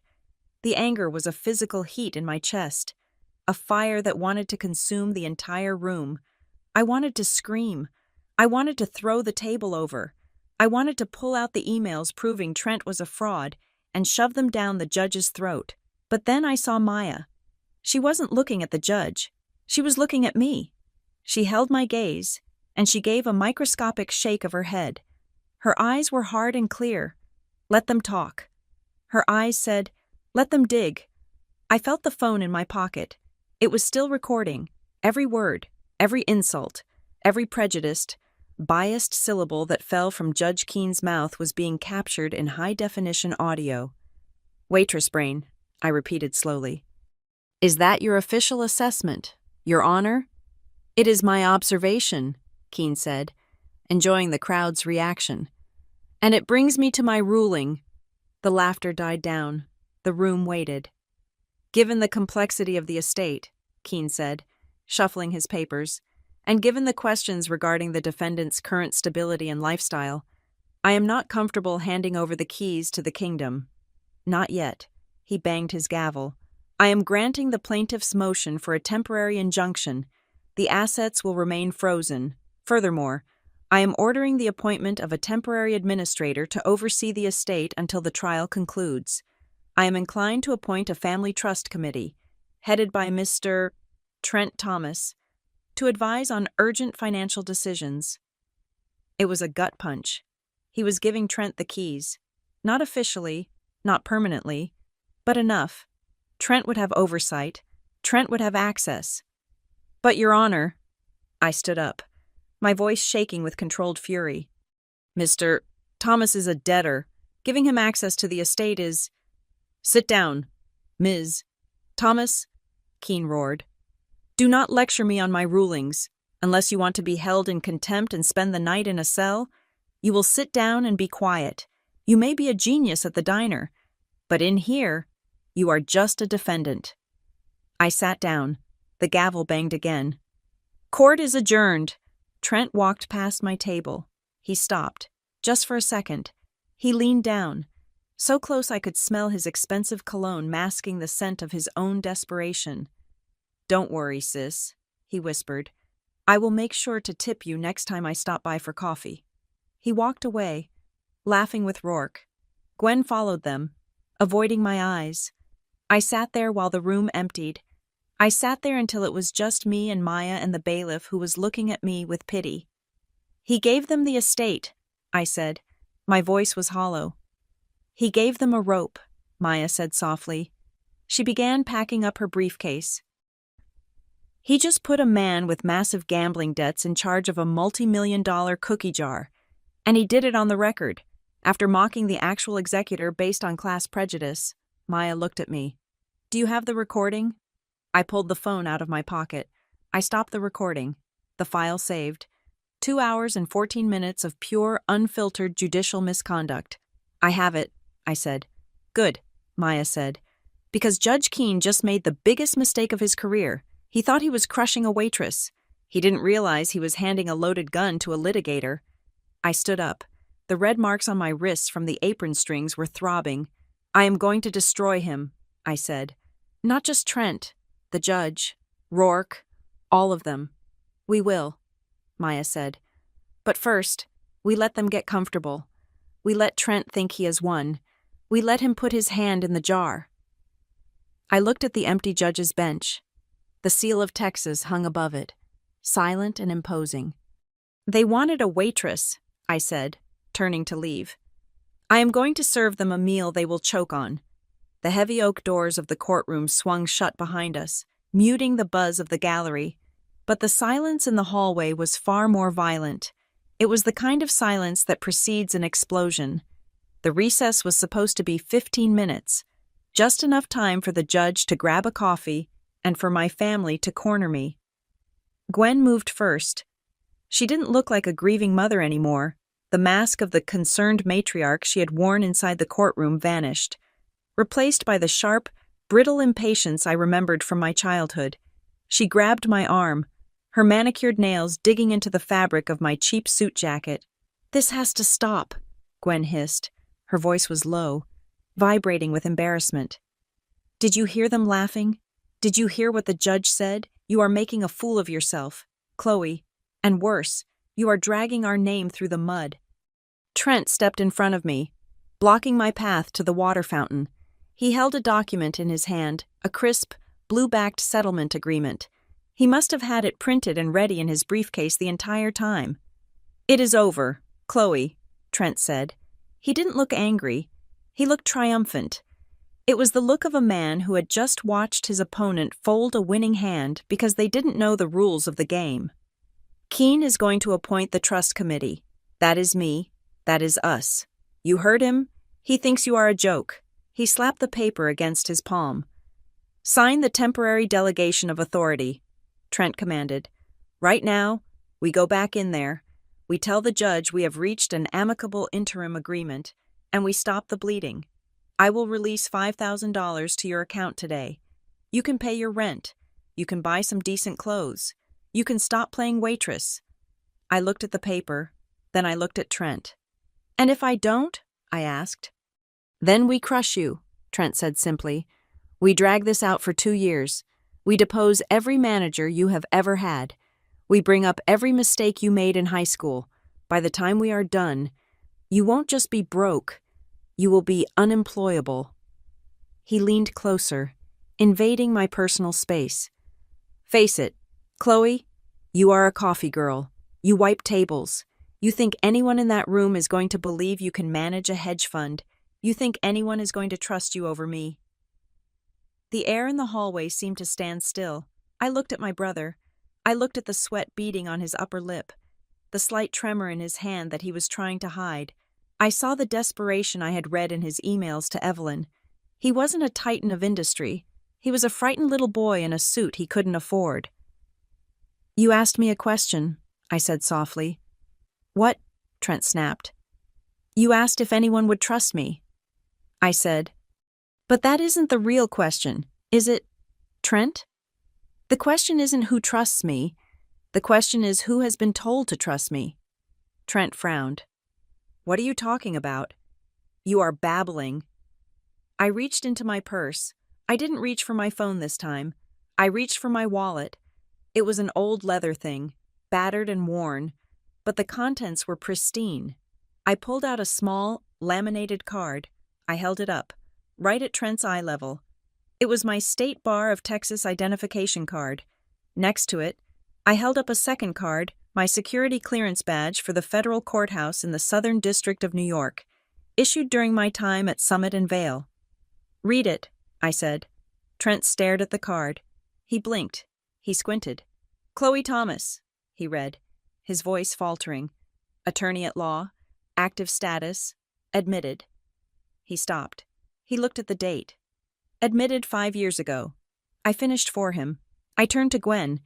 She was staring at the cards as if they were radioactive. Her mouth opened, but no sound came out. She looked from the ID to my face, trying to reconcile the image of her failure daughter with the reality of the credential in front of her. You, Gwen stammered. You went to law school, but you said you were struggling. I said school was hard, I corrected her. I never said I was failing. I graduated top 5% of my class. Mother, I was an editor on the Law Review, and while you were busy telling your friends I was finding myself, I was litigating asset forfeiture cases worth more than Trent's entire imaginary portfolio. Trent took a step back. The color drained from his face so fast, he looked like he might faint. You are a lawyer, he whispered. A real lawyer. Not just a lawyer, I said, tucking the cards back into my wallet. I am a litigator. My specialty is complex civil fraud and breach of fiduciary duty, which means, Trent, I know exactly what a leveraged margin call looks like. Trent flinched. The reference to his debt hit him like a physical blow.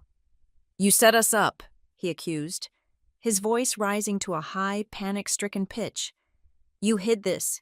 You lied to the family.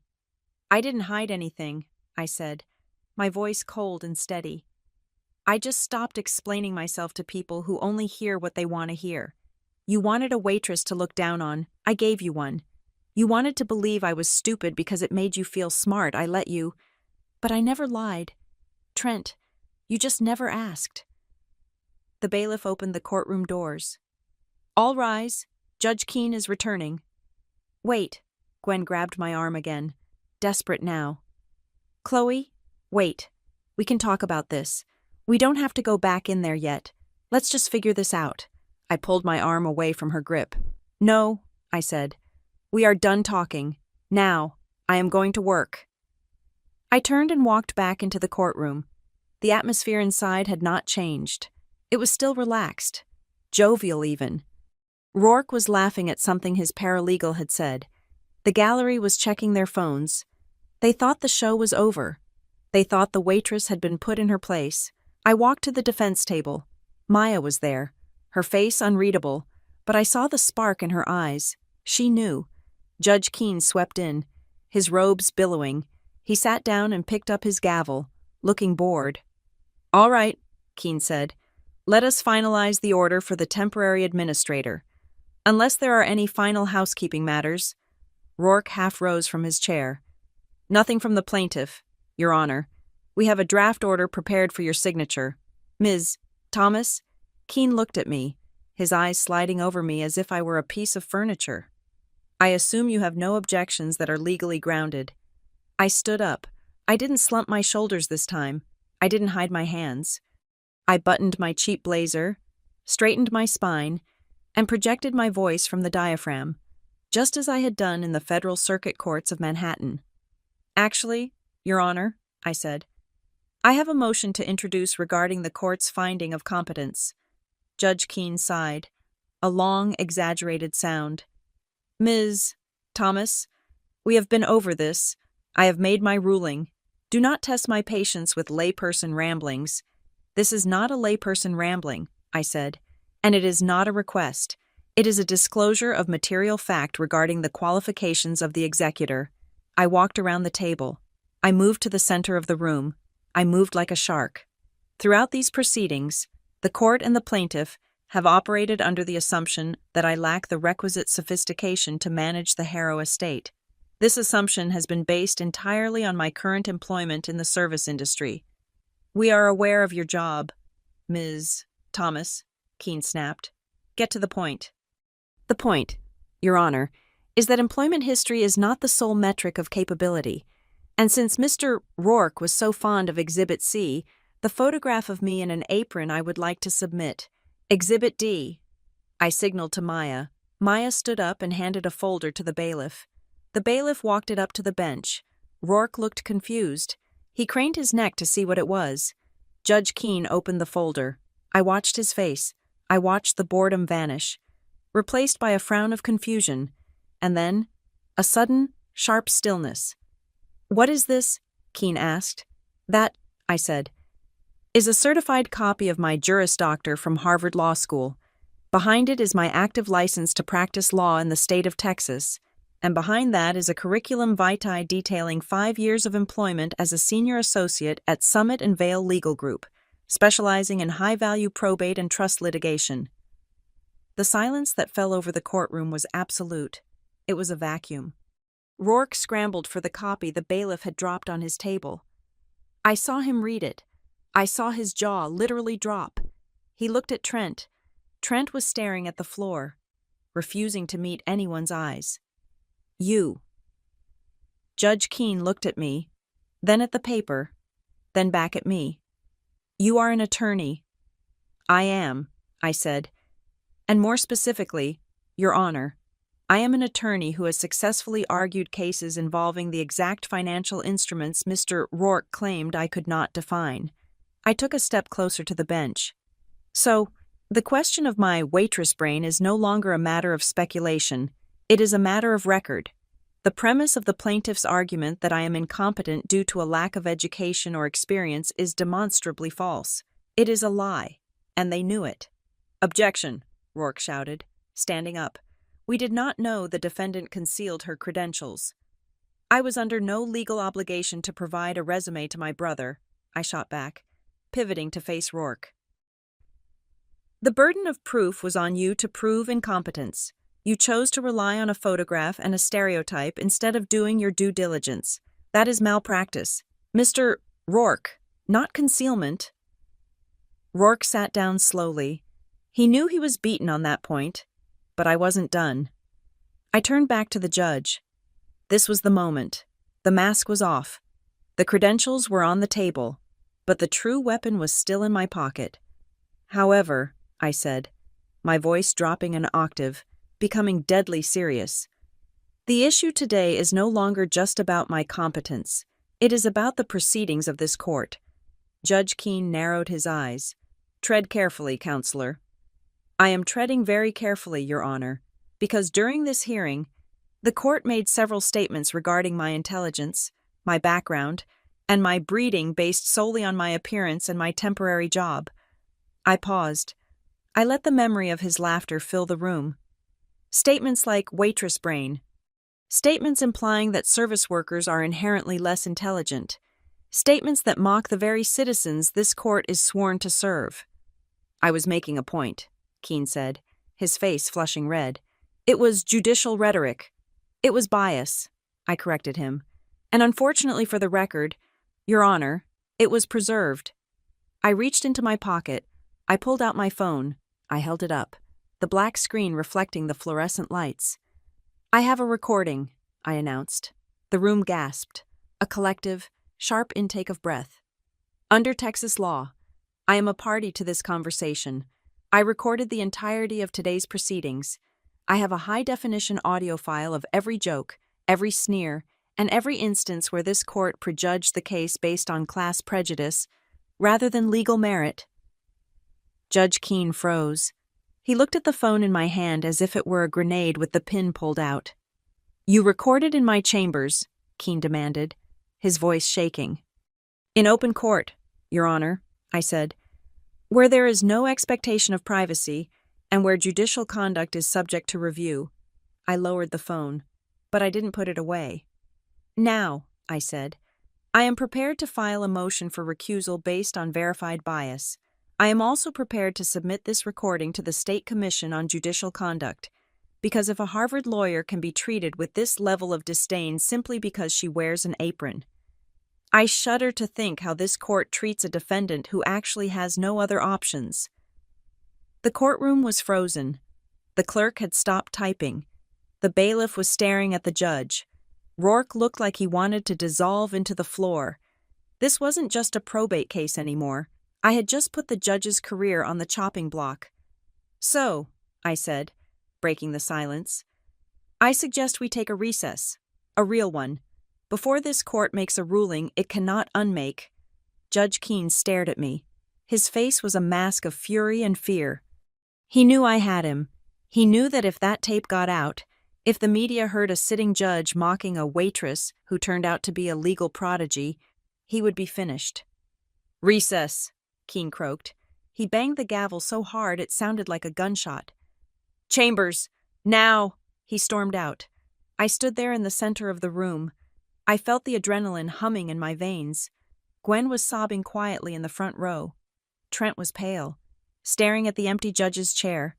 Maya stood up and walked over to me. She didn't smile. She didn't high-five me. She just leaned in and whispered, "You didn't just twist the knife," Maya said. "You broke the handle off." "I told you," I said, looking at my family. "I came here to finish it." The war wasn't over, but the battle for respect, I had just won that in a landslide. And now, I was going to make sure the truth had a very expensive price tag. The doors to the judge's chambers remained firmly shut for 45 minutes. In the legal world, a delay that long during a procedural hearing is an eternity. It is the silence of a system frantically trying to repair a breach in its own hull. I sat at the defense table, my back straight, my hands resting on the cool wood. The gallery was buzzing with whispered rumors, but I tuned them out.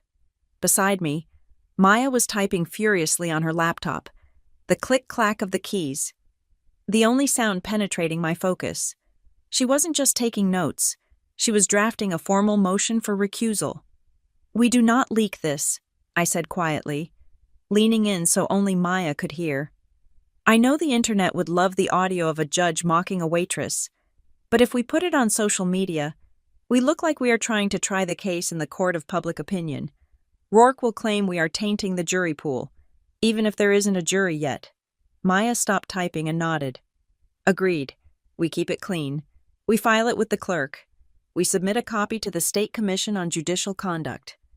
We follow the procedure to the letter. That way, when Keene falls, he cannot say he was pushed by a mob. He will have been pushed by the law. She hit a final key with a decisive snap. Done. Maya said. I am sending it to the printer in the clerk's office now. We are citing Canon 3 of the Texas Code of Judicial Conduct regarding bias and prejudice. We are attaching the transcript of your recording as Exhibit A. I watched the clerk's printer in the corner of the courtroom whir to life. The bailiff walked over, picked up the hot pages, and looked at them. His eyes widened. He glanced at me, then at the closed door of the judge's chambers, and then he walked the documents inside. Across the aisle, the mood had shifted from arrogant celebration to frantic damage control. Caleb Rourke was no longer laughing. He was huddled with Trent and Gwen, his face a mask of tight, controlled anger. He was whispering aggressively, his hand chopping the air. Trent looked pale. He kept glancing at the door where the judge had disappeared, as if praying for Keene to come back out and save him. Gwen was just staring at her hands, twisting a diamond ring around her finger, over and over again. They are scared, Maya observed. Rourke knows he just sat there and let a judge commit reversible error without objecting. It makes him look incompetent. It gets worse, I said. Look at Rourke's phone. He's checking his email. He is looking for an exit strategy. But Maya wasn't looking at Rourke anymore. She was looking at her own screen. Her brow furrowed in concentration. She had opened a new browser tab and was scrolling through a website with a dark blue banner. Chloe, Maya whispered. Her voice had a strange edge to it. I need you to look at this. I slid my chair closer. What is it? I was looking into Trent's philanthropic endeavors, Maya said. Remember how he told the local paper he was going to be a pillar of the community once the inheritance settled? He made a big show of pledging a donation to a local nonprofit last week. He wanted to look like a benevolent heir. I remember, I said. He pledged $50,000 to the Travis County Arts and Heritage Foundation, money he doesn't have. Right, Maya said. But look who sits on the board of directors for the Travis County Arts and Heritage Foundation.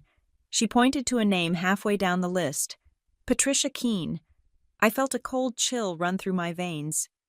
Keene, I repeated. As in Judge Randall Keene's wife.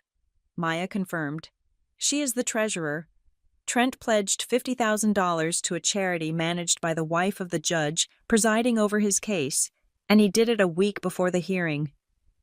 I sat back, the implications crashing over me like a wave. This wasn't just bias anymore. This wasn't just a judge making a bad joke about a waitress. This was the appearance of a bribe. Whether money had actually changed hands or not didn't matter. Trent had publicly promised a massive donation to an organization that directly benefited the judge's household, while asking that same judge to hand him control of the estate. That is a conflict of interest, I said, my voice barely a whisper. A massive, undisclosed conflict. Keene should have recused himself the moment the case was assigned. He didn't think anyone would check, Maya said, her eyes gleaming. He thought you were just a waitress. He thought Rourke would steamroll you. The case would be over in a month, and the donation would come through quietly. I looked over at Trent. He wasn't just a desperate debtor anymore. He was a man who had potentially attempted to influence the judiciary. Print it, I told Maya. Print the board member list. Print the press release of Trent's pledge. We are adding an addendum to the motion. The printer whirred again. This time, when the bailiff took the papers, I saw Rourke watching. He saw the header on the page, Travis County Arts and Heritage Foundation. Rourke's face went from angry to terrified in a split second. He was a shark, yes, but he was a shark who wanted to keep his license. Being associated with a bribery scandal was a career ender. Rourke grabbed Trent's arm. I could hear his voice hiss across the aisle, loud enough to carry in the silent room. You didn't tell me, Rourke snarled. Tell you what? Trent stammered. The wife, Rourke whispered, pointing at the paper the bailiff was holding. You pledged money to the judge's wife's charity. Are you insane? That is ex parte influence. That is a felony if they can prove intent. I just wanted to look good, Trent said, his voice cracking. I didn't think. That is the problem. Trent, Rourke said, pulling his arm away as if Trent were contagious. You didn't think. and now you have dragged me into a radioactive waste dump." Rourke stood up. He walked a few paces away from the table, putting physical distance between himself and his client. It was a subtle move, but in the language of the courtroom, it was a scream. He was preparing to jump ship. The door to the chambers opened. Judge Keene walked out. He did not look like the arrogant king who had entered earlier. He looked gray. His shoulders were slumped. He wasn't wearing his glasses. He looked like a man who had just been screamed at by his own preservation instinct. He climbed the steps to the bench, but he didn't sit down. He stood there, hovering over the chair he no longer deserved. "All rise," the bailiff said, but his voice lacked the usual authority. "Be seated," Keene said. His voice was tight, clipped. He didn't look at me. He didn't look at Rourke. He stared at a spot on the back wall. "The court is in receipt of the defendant's motion," Keene began.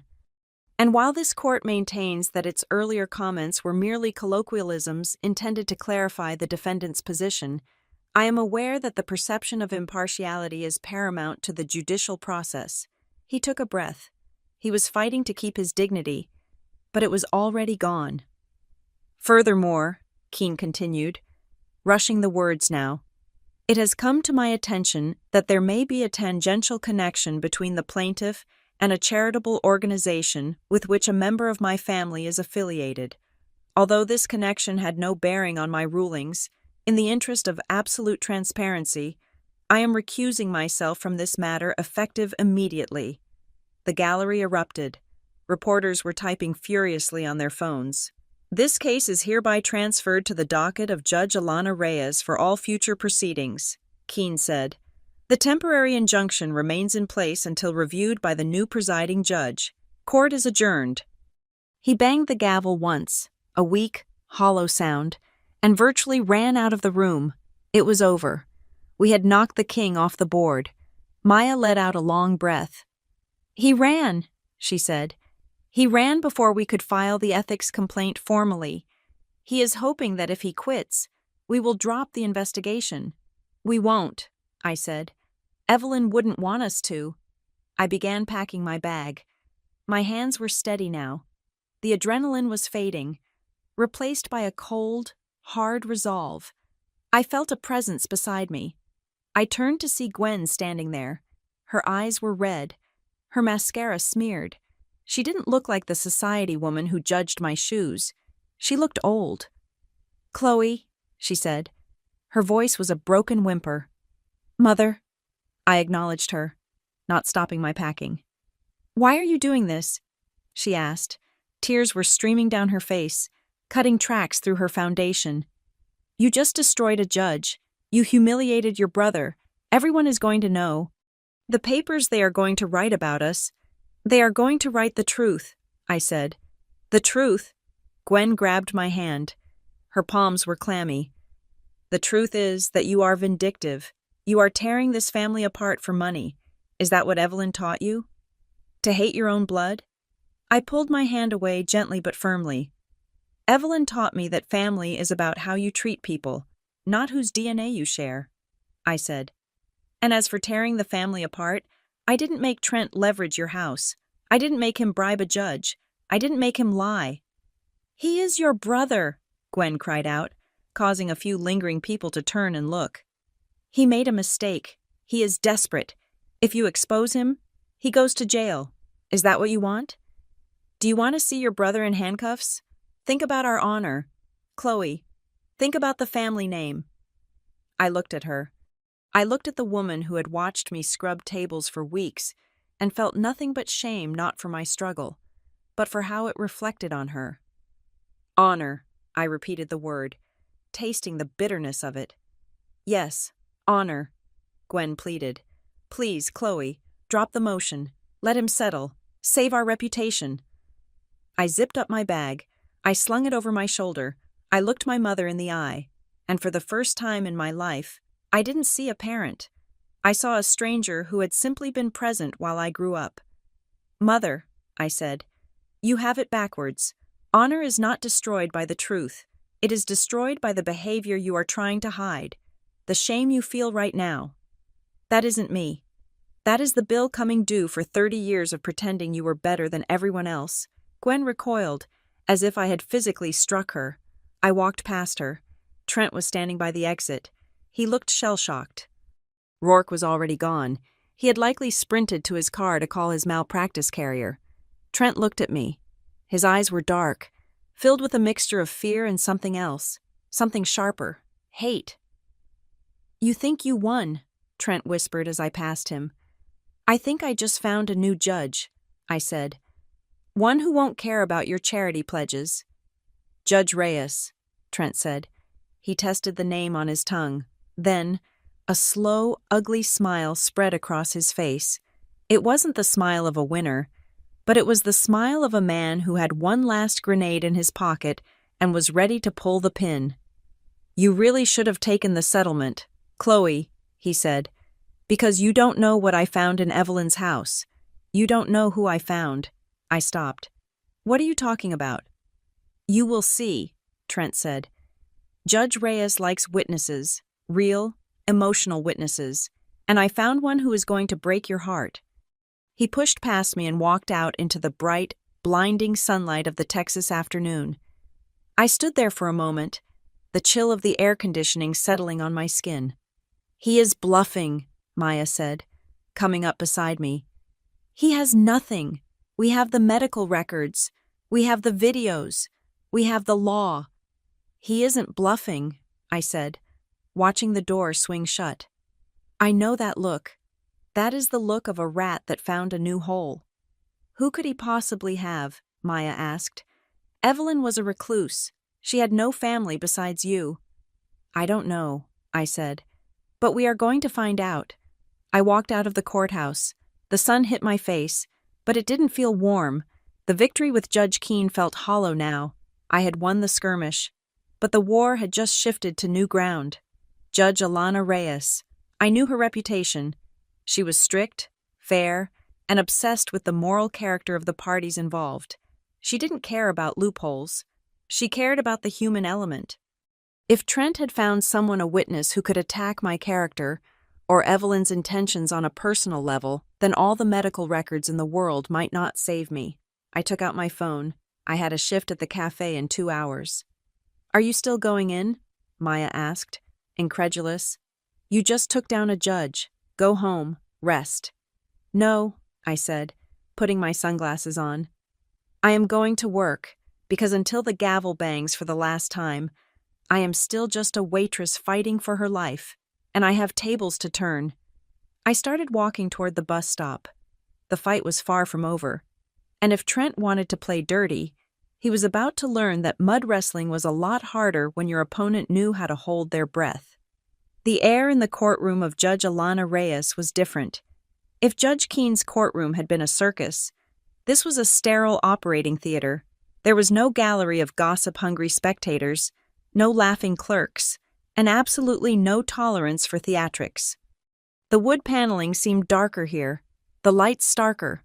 Judge Reyes sat behind the bench like a statue carved from granite, her eyes scanning the files with a terrifying, silent efficiency. She did not smile. She did not joke. She simply worked. I sat next to Maya, my hands folded on the table. My family sat across the aisle. They looked smaller today. Trent was hunching forward, his expensive suit looking like a costume he had worn too long. Gwen was pale, her eyes darting around the room as if searching for an exit that didn't exist. They missed Judge Keene. They missed the bias. Now, they were facing the raw, cold machinery of the law, and they were terrified. "Mr. Rourke has withdrawn from this case," Judge Reyes announced, her voice crisp and dry. "Mr. Sterling, you are now representing the plaintiffs." A young, nervous-looking lawyer stood up next to Trent. "Yes, Your Honor, we are ready to proceed." "Good," Reyes said. "I have reviewed the files transferred from the previous court. I have seen the allegations of undue influence and lack of capacity. I have also noted the irregularities in the previous hearings. We will not be repeating those mistakes. Call your witness." Trent leaned over and whispered something to Sterling. Sterling nodded and cleared his throat. "We call Martha Higgins to the stand." This was Trent's bombshell. The witness he had threatened me with in the hallway. Martha Higgins walked in. She was a woman in her 60s, wearing a floral dress that had seen better days. I recognized her immediately. She had been a relief caretaker for Evelyn, someone who came in on weekends to help with cooking and cleaning about 2 years ago. She took the oath. "Mrs. Higgins," Sterling began, trying to project confidence. "You spent time with Evelyn Harrow in her final years, correct?" "I did," Martha said, gripping her purse. "I was there every Saturday for 6 months." "And did you observe the defendant, Chloe Thomas, interacting with Mrs. Harrow?" "I did." Martha nodded vigorously. "She was always there, always whispering. She would take Mrs. Harrow into the study and close the door, and when they came out, Mrs. Harrow would look tired, confused. I heard Chloe telling her she needed to sign papers, pushing her." Trent looked at me with a smirk. It was a weak smirk, but it was there. He thought this proved coercion. "Thank you," Sterling said. "No further questions." Maya stood up. She didn't walk to the podium. She just stood at our table, looking at a single sheet of paper. "Mrs. Higgins," Maya said pleasantly, "you stated you worked for Mrs. Harrow for 6 months. Could you clarify the dates of your employment?" Martha blinked. "Well, it was 2 years ago, roughly." "According to the payroll records," Maya said, "you were employed from January to June of 2 years ago. Is that correct?" "That sounds right," Martha admitted. "And are you aware," Maya continued, her voice hardening, "that the last will and testament of Evelyn Harrow was drafted and signed in November of last year, 18 months after you were fired for theft?" The room went deadly silent. Martha's mouth opened and closed like a fish. "I wasn't fired," she stammered. "We parted ways." "We have the police report regarding the missing silver," Maya said, holding up a document. "And more importantly, you were not present in the house, or even in the state, when the will was discussed, drafted, or signed. You have no personal knowledge of Evelyn Harrow's state of mind during the relevant period. Is that correct?" "I know what I saw back then," Martha cried out, looking at Trent for help. "You saw a granddaughter helping her grandmother with paperwork," Maya said dismissively. "Moved to strike the testimony as irrelevant and prejudicial." "Sustained," Judge Reyes said immediately. "Witness is dismissed. Mr. Sterling, if you have no actual evidence, do not waste my time." Trent's face turned a sick shade of gray. His ace in the hole had just been revealed as a joker. "Your Honor," I said, standing up, "the defense would like to present its case regarding capacity. We do not rely on the memories of disgruntled employees. We rely on the decedent herself." I walked to the center of the room. I placed a flash drive on the clerk's desk. "Exhibit F," I announced. "The Harrow Capacity Dossier." The large screen on the courtroom wall flickered to life, and there she was, Evelyn. She was sitting in her favorite armchair by the window, the Texas sunlight framing her silver hair. She looked thin, frail even, but her eyes, those steel blue eyes, were blazing with intelligence. She held up a copy of the Austin American-Statesman. "Today is November 14th. Evelyn's voice filled the room. It was strong, clear, and utterly commanding. "I am recording this statement to accompany the signing of my will. I am of sound mind. I am not under duress, and I am about to make decisions that I know will cause friction." In the courtroom, Gwen let out a small, strangled sob. Seeing Evelyn alive, speaking from the grave, was a ghost story come to life. On the screen, Evelyn leaned into the camera. "I am leaving the bulk of my estate to Chloe Thomas, not because she is family, but because she is capable. She has the discipline, the intellect, and the moral compass to manage this legacy. My nephew, Trent, and his mother, Gwen, will receive a nominal sum." Evelyn paused, and her expression hardened. "I know they will be angry. I know they will likely try to challenge this. They will claim I was old. They will claim I was crazy. They will claim Chloe tricked me. Let me be clear. Chloe Thomas never asked for a dime. In fact, she tried to talk me out of it. She wanted me to leave it to charity. but I am choosing her. The video cut to a new scene. Evelyn was sitting with two doctors. They were asking her complex questions about her assets, her family history, and current events. She answered every single one with precision and wit. She listed her stock holdings. She explained the tax implications of her land trusts. She ran circles around the psychiatrists. "This is not the mind of a confused woman," Judge Reyes murmured, almost to herself. The video ended. The screen went black. "That video," I said to the room, "was filmed 1 hour before the will was signed. It was witnessed by 3 independent notaries and 2 forensic psychiatrists." I turned to Trent. There was no whispering behind closed doors. "Trent, there was only clarity." Judge Reyes looked down at the file in front of her. She flipped a page. Then she stopped. She read something, and her eyebrows shot up. "Mr. Sterling?" Judge Reyes said. Her voice was dangerously soft. "Are your clients aware of Article 9, Section 4 of the will?" Sterling looked through his papers, confused. "I believe so, Your Honor. The standard clauses." "It is not standard," Reyes said. "It is an in terrorem clause, a no-contest clause, but it is aggressive." She looked up at Trent and Gwen. "The clause states that if any beneficiary challenges the validity of this will, and if that challenge is found to be without merit, said beneficiary shall forfeit any and all gifts bequeathed to them. That includes the $5,000. But it goes further." Reyes adjusted her glasses. "It stipulates that in the event of a failed challenge, the challenging party shall be personally liable for all legal fees, court costs, and administrative expenses incurred by the estate during the defense of the will. Furthermore, they must reimburse the estate for any loss of value caused by the freezing of assets." The silence that followed was heavy enough to crush bones. "Reimburse," Gwen whispered. "What does that mean?" "It means," I said, turning to face my mother, "that you don't just lose the $5,000.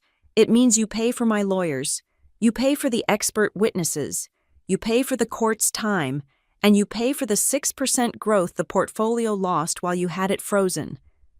I did the math in my head.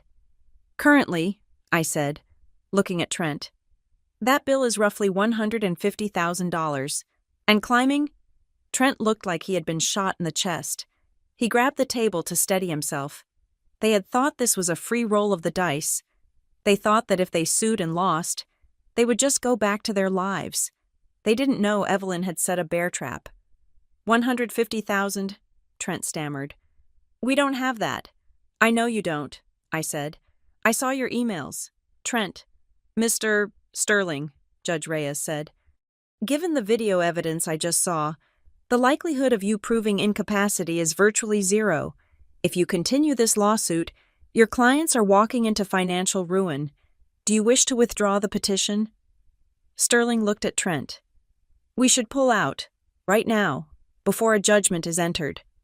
"No," Trent hissed. "We can't. If we pull out, we get nothing. I need the money." "If you stay, you lose everything you have left," I said. "Including the house." Gwen let out a wail. "The house, Trent. What did you do?" "Quiet," Trent snapped at his mother. Judge Reyes held up a hand. "There is one more document here, a handwritten letter from the deceased. It was instructed to be read only in the event of a contest." Reyes picked up a piece of cream-colored stationery. "To those who are reading this," Reyes read aloud, "if you are hearing these words, it means my family has chosen to fight. It means they looked at my life's work and saw only a payday." I added the no contest clause not to be cruel, but to be a teacher. If they sue, it means they have chosen money over the truth. So, let the price of that choice be real. If they want to gamble with my legacy, let them put their own on the table. Perhaps, when the bill comes due, they will finally understand the value of what they destroyed. Judge Reyes lowered the letter. She looked at Trent with a mixture of pity and disgust. "She knew," Reyes said. "She knew exactly what you would do." Trent slumped in his chair. The fight had gone out of him. He wasn't a predator anymore. He was prey. "Ms. Thomas," Judge Reyes said, turning to me, I have a question before I render my final decision. Yes, Your Honor. Throughout this ordeal, Reyes said, her eyes softening slightly, you continued to work at a cafe, you allowed the previous court, and your family, to mock you. You are a highly skilled attorney. You could have taken a loan. You could have revealed your credentials on day one. Why did you wait? Why did you keep the apron? I stood up straight. I looked at the judge. Then I looked at the gallery. And finally, I looked at my mother and brother. Because, Your Honor, I said, my voice steady, when you wear a suit, people treat you with a certain default respect. They assume you matter. But when you wear an apron, you see who people really are. I touched the rough fabric of my sleeve. My family, and the previous judge, didn't mock me because they thought I was bad at my job. They mocked me because they believed that serving others makes you less than. They believe dignity is something you buy, not something you possess. I kept the job because I wanted the court to see that. I wanted to prove that their contempt wasn't about my competence. It was about their character. I didn't work for tips, Your Honor. I worked for the truth. Judge Reyes nodded slowly. Point taken, Counselor, and powerfully made. She gathered her papers. The climax was here. The air in the room seemed to vibrate. I am ready to issue my ruling on the validity of the will, Reyes said. But before I do, Mr. Thomas, Trent looked up, his eyes hollow. Yes. I have the financial disclosures you filed with your initial petition, Reyes said. She picked up a sheet of paper. In this sworn affidavit, you claim to have 0 significant debts, making you a suitable candidate for administrator. She paused. The silence stretched out, thin and terrifying. However, Reyes continued, her eyes locking onto his like a laser. Ms. Thomas has submitted evidence suggesting you are currently facing a margin call on a leveraged account, a margin call that exceeds the value of your mother's home, Gwen gasped, clutching her chest. Trent, is that true? Trent didn't answer. He couldn't breathe. So, here is the question that will determine your future. Mr. Thomas, Judge Reyes said, leaning forward. Did you contest this will because you genuinely believed your aunt was incompetent? Or did you contest it because you committed perjury to use this court as a piggy bank to cover your gambling losses? The trap snapped shut. If he admitted the debt, he admitted to perjury and fraud. He would go to jail. If he denied the debt, he would lose the case anyway based on the video. And the no contest clause would bankrupt him, exposing the debt to his creditors immediately. He was buried. Trent opened his mouth to speak, but no sound came out. He looked at me. I didn't look away. I didn't smile. I just watched. Answer me, Mr. Thomas, Judge Reyes commanded. The truth has a bill, and it is time to pay it. Judge Reyes did not blink. The silence in the courtroom was not empty. It was heavy, filled with the suffocating weight of inevitable consequences. She leaned over the bench, her gaze pinning Trent to his chair like a specimen on a corkboard. I will ask you one last time, Mr. Thomas, Judge Reyes said, her voice echoing off the mahogany walls. Do you have a single piece of concrete, admissible evidence that your aunt was coerced? Do you have a medical report? A witness who has not been discredited? Or do you simply have a photograph of an apron and your own sense of entitlement? Trent looked at his lawyer. Sterling. But Sterling was staring at his shoes, visibly distancing himself from the blast radius. Trent looked at Gwen, but she was clutching her chest, her face pale with the dawning realization of what his silence meant. Trent started, his voice cracking. It is not about the evidence. It is about what is right.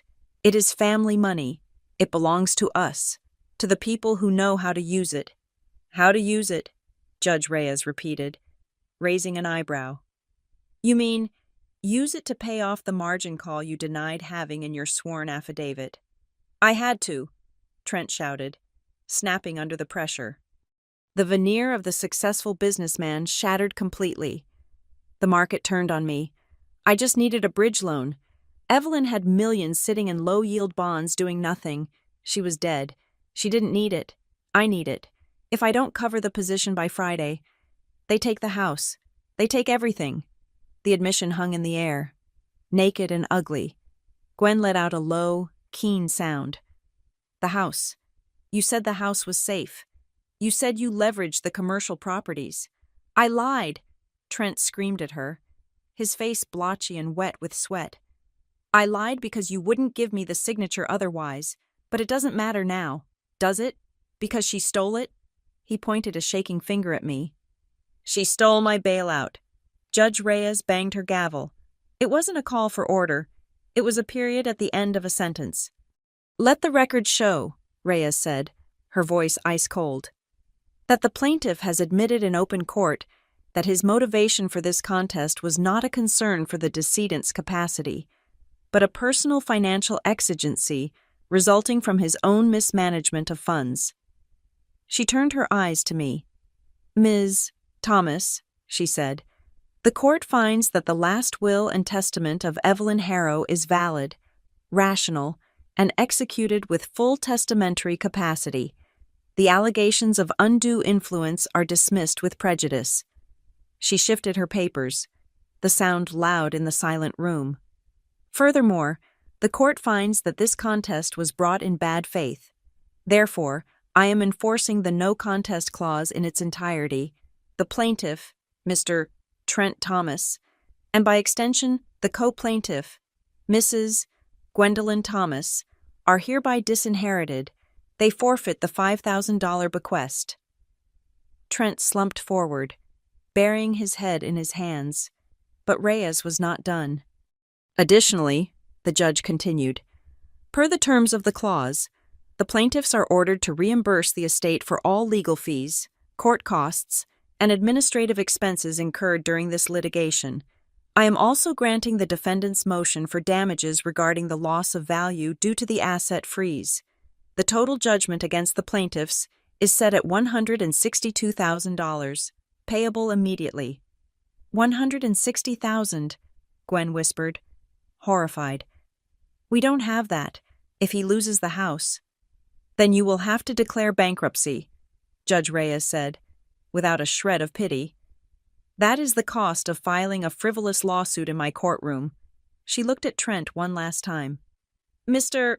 Thomas, I am also referring the transcript of this hearing to the District Attorney's Office for review regarding potential perjury charges related to your initial financial disclosures. You may step down. The gavel came down. Bang. It was over. The bailiff moved toward Trent, not to arrest him yet, but to ensure he didn't do anything rash. Sterling was already packing his briefcase, practically running for the door. I stood up. I felt a hand on my shoulder. It was Maya. You did it, she whispered. You buried them. No, I said, gathering my files. They buried themselves. I just handed them the shovel. We walked out of the courtroom and into the lobby. The air conditioning out here felt different. It felt like freedom. I was halfway to the exit when I heard the click-clack of heels behind me. Chloe. I stopped. I turned around. Gwen was running toward me. She looked like a wreck. Her hair was coming loose from its perfect bun, and her eyes were wild with desperation. She stopped a few feet away, reaching out as if to hug me, then dropping her hands when she saw the look on my face.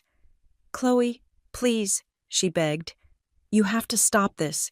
You can waive the judgment. You are the executor. You can choose not to enforce the debt. Why would I do that? I asked calmly. Because we are family, Gwen cried, tears streaming down her face. Trent made a mistake, a terrible mistake, but if you make us pay that money, we will be on the street.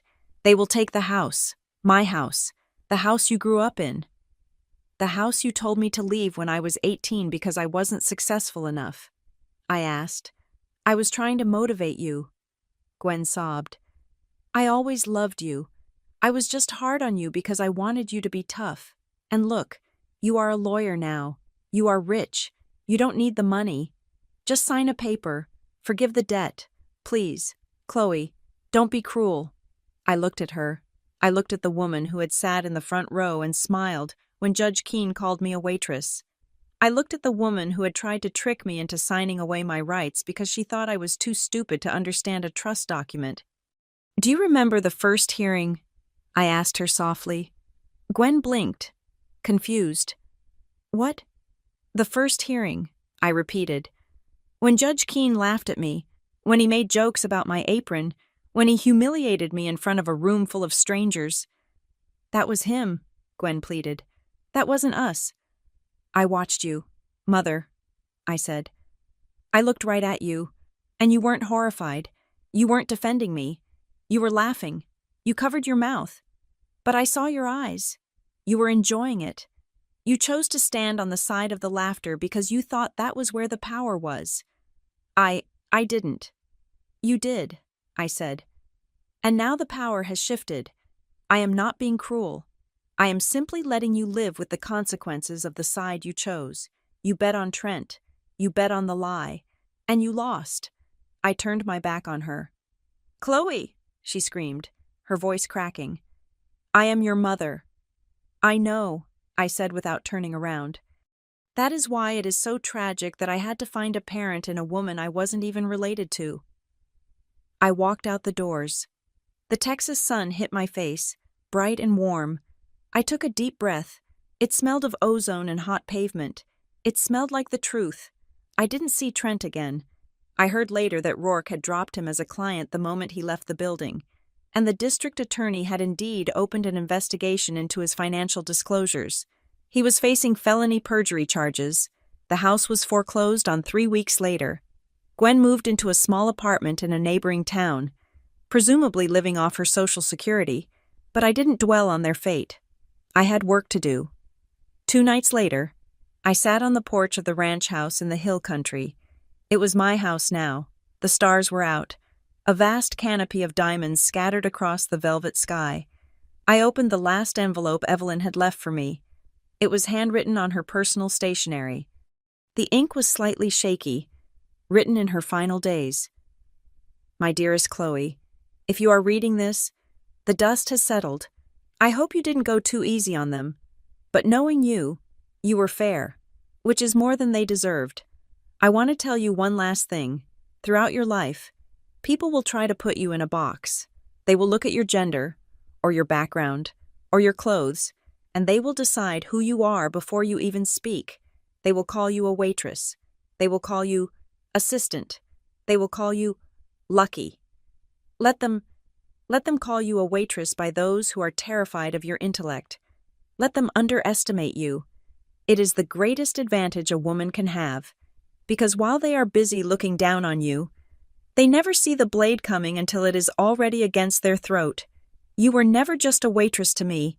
You were the daughter I never had. Now, go do something good with it. Make sure the next girl in the apron doesn't have to fight alone. Love, Evelyn." I folded the letter and pressed it to my chest. A single tear rolled down my cheek, hot and cleansing. 30 days later, I walked into the lobby of the Northline Harbor Attorneys. It was a boutique firm, small but fierce, specializing in plaintiff litigation. I wasn't there for an interview. I was there to sign the partnership agreement. "Welcome aboard, Ms. Thomas," the senior partner said, shaking my hand. "We are excited to have you. Your handling of the Harrow case, it is already being taught in law school seminars as a masterclass in probate defense." "I am happy to be here," I said, "but the terms we discussed regarding my pro bono hours—" "Agreed," he said. 20 hours a week. It is unprecedented, but for you, we will make it work." I smiled. "Thank you." But my real work wasn't in the high-rise office. That afternoon, I drove to the University District. I parked in front of a familiar brick building. The sign out front had been freshly painted. Juniper Oak Cafe. I walked inside. Sarah was behind the counter. When she saw me, she practically vaulted over the espresso machine to hug me. "I still can't believe you bought the building," she squealed. "You are my landlord. Does this mean I get a rent freeze?" "It means you own the business." "Sarah," I said, handing her a folder. "I bought the building, you own the cafe, rent-free for 5 years. Just keep making that oat milk latte." Sarah started crying. Chloe, why? Because you gave me a job when no one else would, I said, and because I need a tenant for the upstairs unit who won't mind the foot traffic. The upstairs unit? Sarah wiped her eyes. What are you putting up there? Come look, I said. We walked up the narrow staircase. I opened the door to the second floor. It had been renovated. The old storage room was gone. In its place was a reception desk, 3 small consultation offices, and a waiting room filled with comfortable chairs. On the wall, a bronze plaque gleamed under the track lighting. The Evelyn Harrow Legal Clinic, pro bono representation for workers and families. It is for them, I told Sarah, looking around the space. For the waitresses who get fired for being sick. For the construction workers whose bosses steal their wages. For the families who get bullied by people like Trent. I am going to run it in the evenings and weekends, free of charge. You are going to be tired, Sarah said, smiling. I am used to being tired, I said. I walked over to the window and looked down at the street. I saw a young woman walking by, wearing a black apron, looking exhausted, counting her tips as she walked to the bus stop. I knew exactly how her feet felt. I knew exactly how heavy that apron was. I didn't win because they looked down on me, I said, more to myself than to Sarah. I didn't win because I was smarter, or because I had a better degree. I won because they looked at the world and saw only what they could take. I looked at the world and saw what needed to be protected. I turned back to the room, ready to get to work. They thought the apron was a costume, I said. They forgot that it is a uniform, and the thing about service is we always settle the check. I smiled. And the truth always has a bill to pay. Thank you so much for listening to this story. I hope Chloe's journey reminded you that no matter how much people underestimate you, your worth is never defined by their opinion. I would love to know where you are tuning in from today. Are you listening while driving to work in London? Or maybe cooking dinner in Sydney, or relaxing in New York? Please drop a comment below and tell me your location and what you thought of Chloe's revenge. If you enjoyed this story, please make sure to subscribe to the Maya Revenge Stories channel. Hit that like button to support the content, and smash the hype button so we can get this story out to more people who need to hear it. Your support means the world to me. See you in the next story.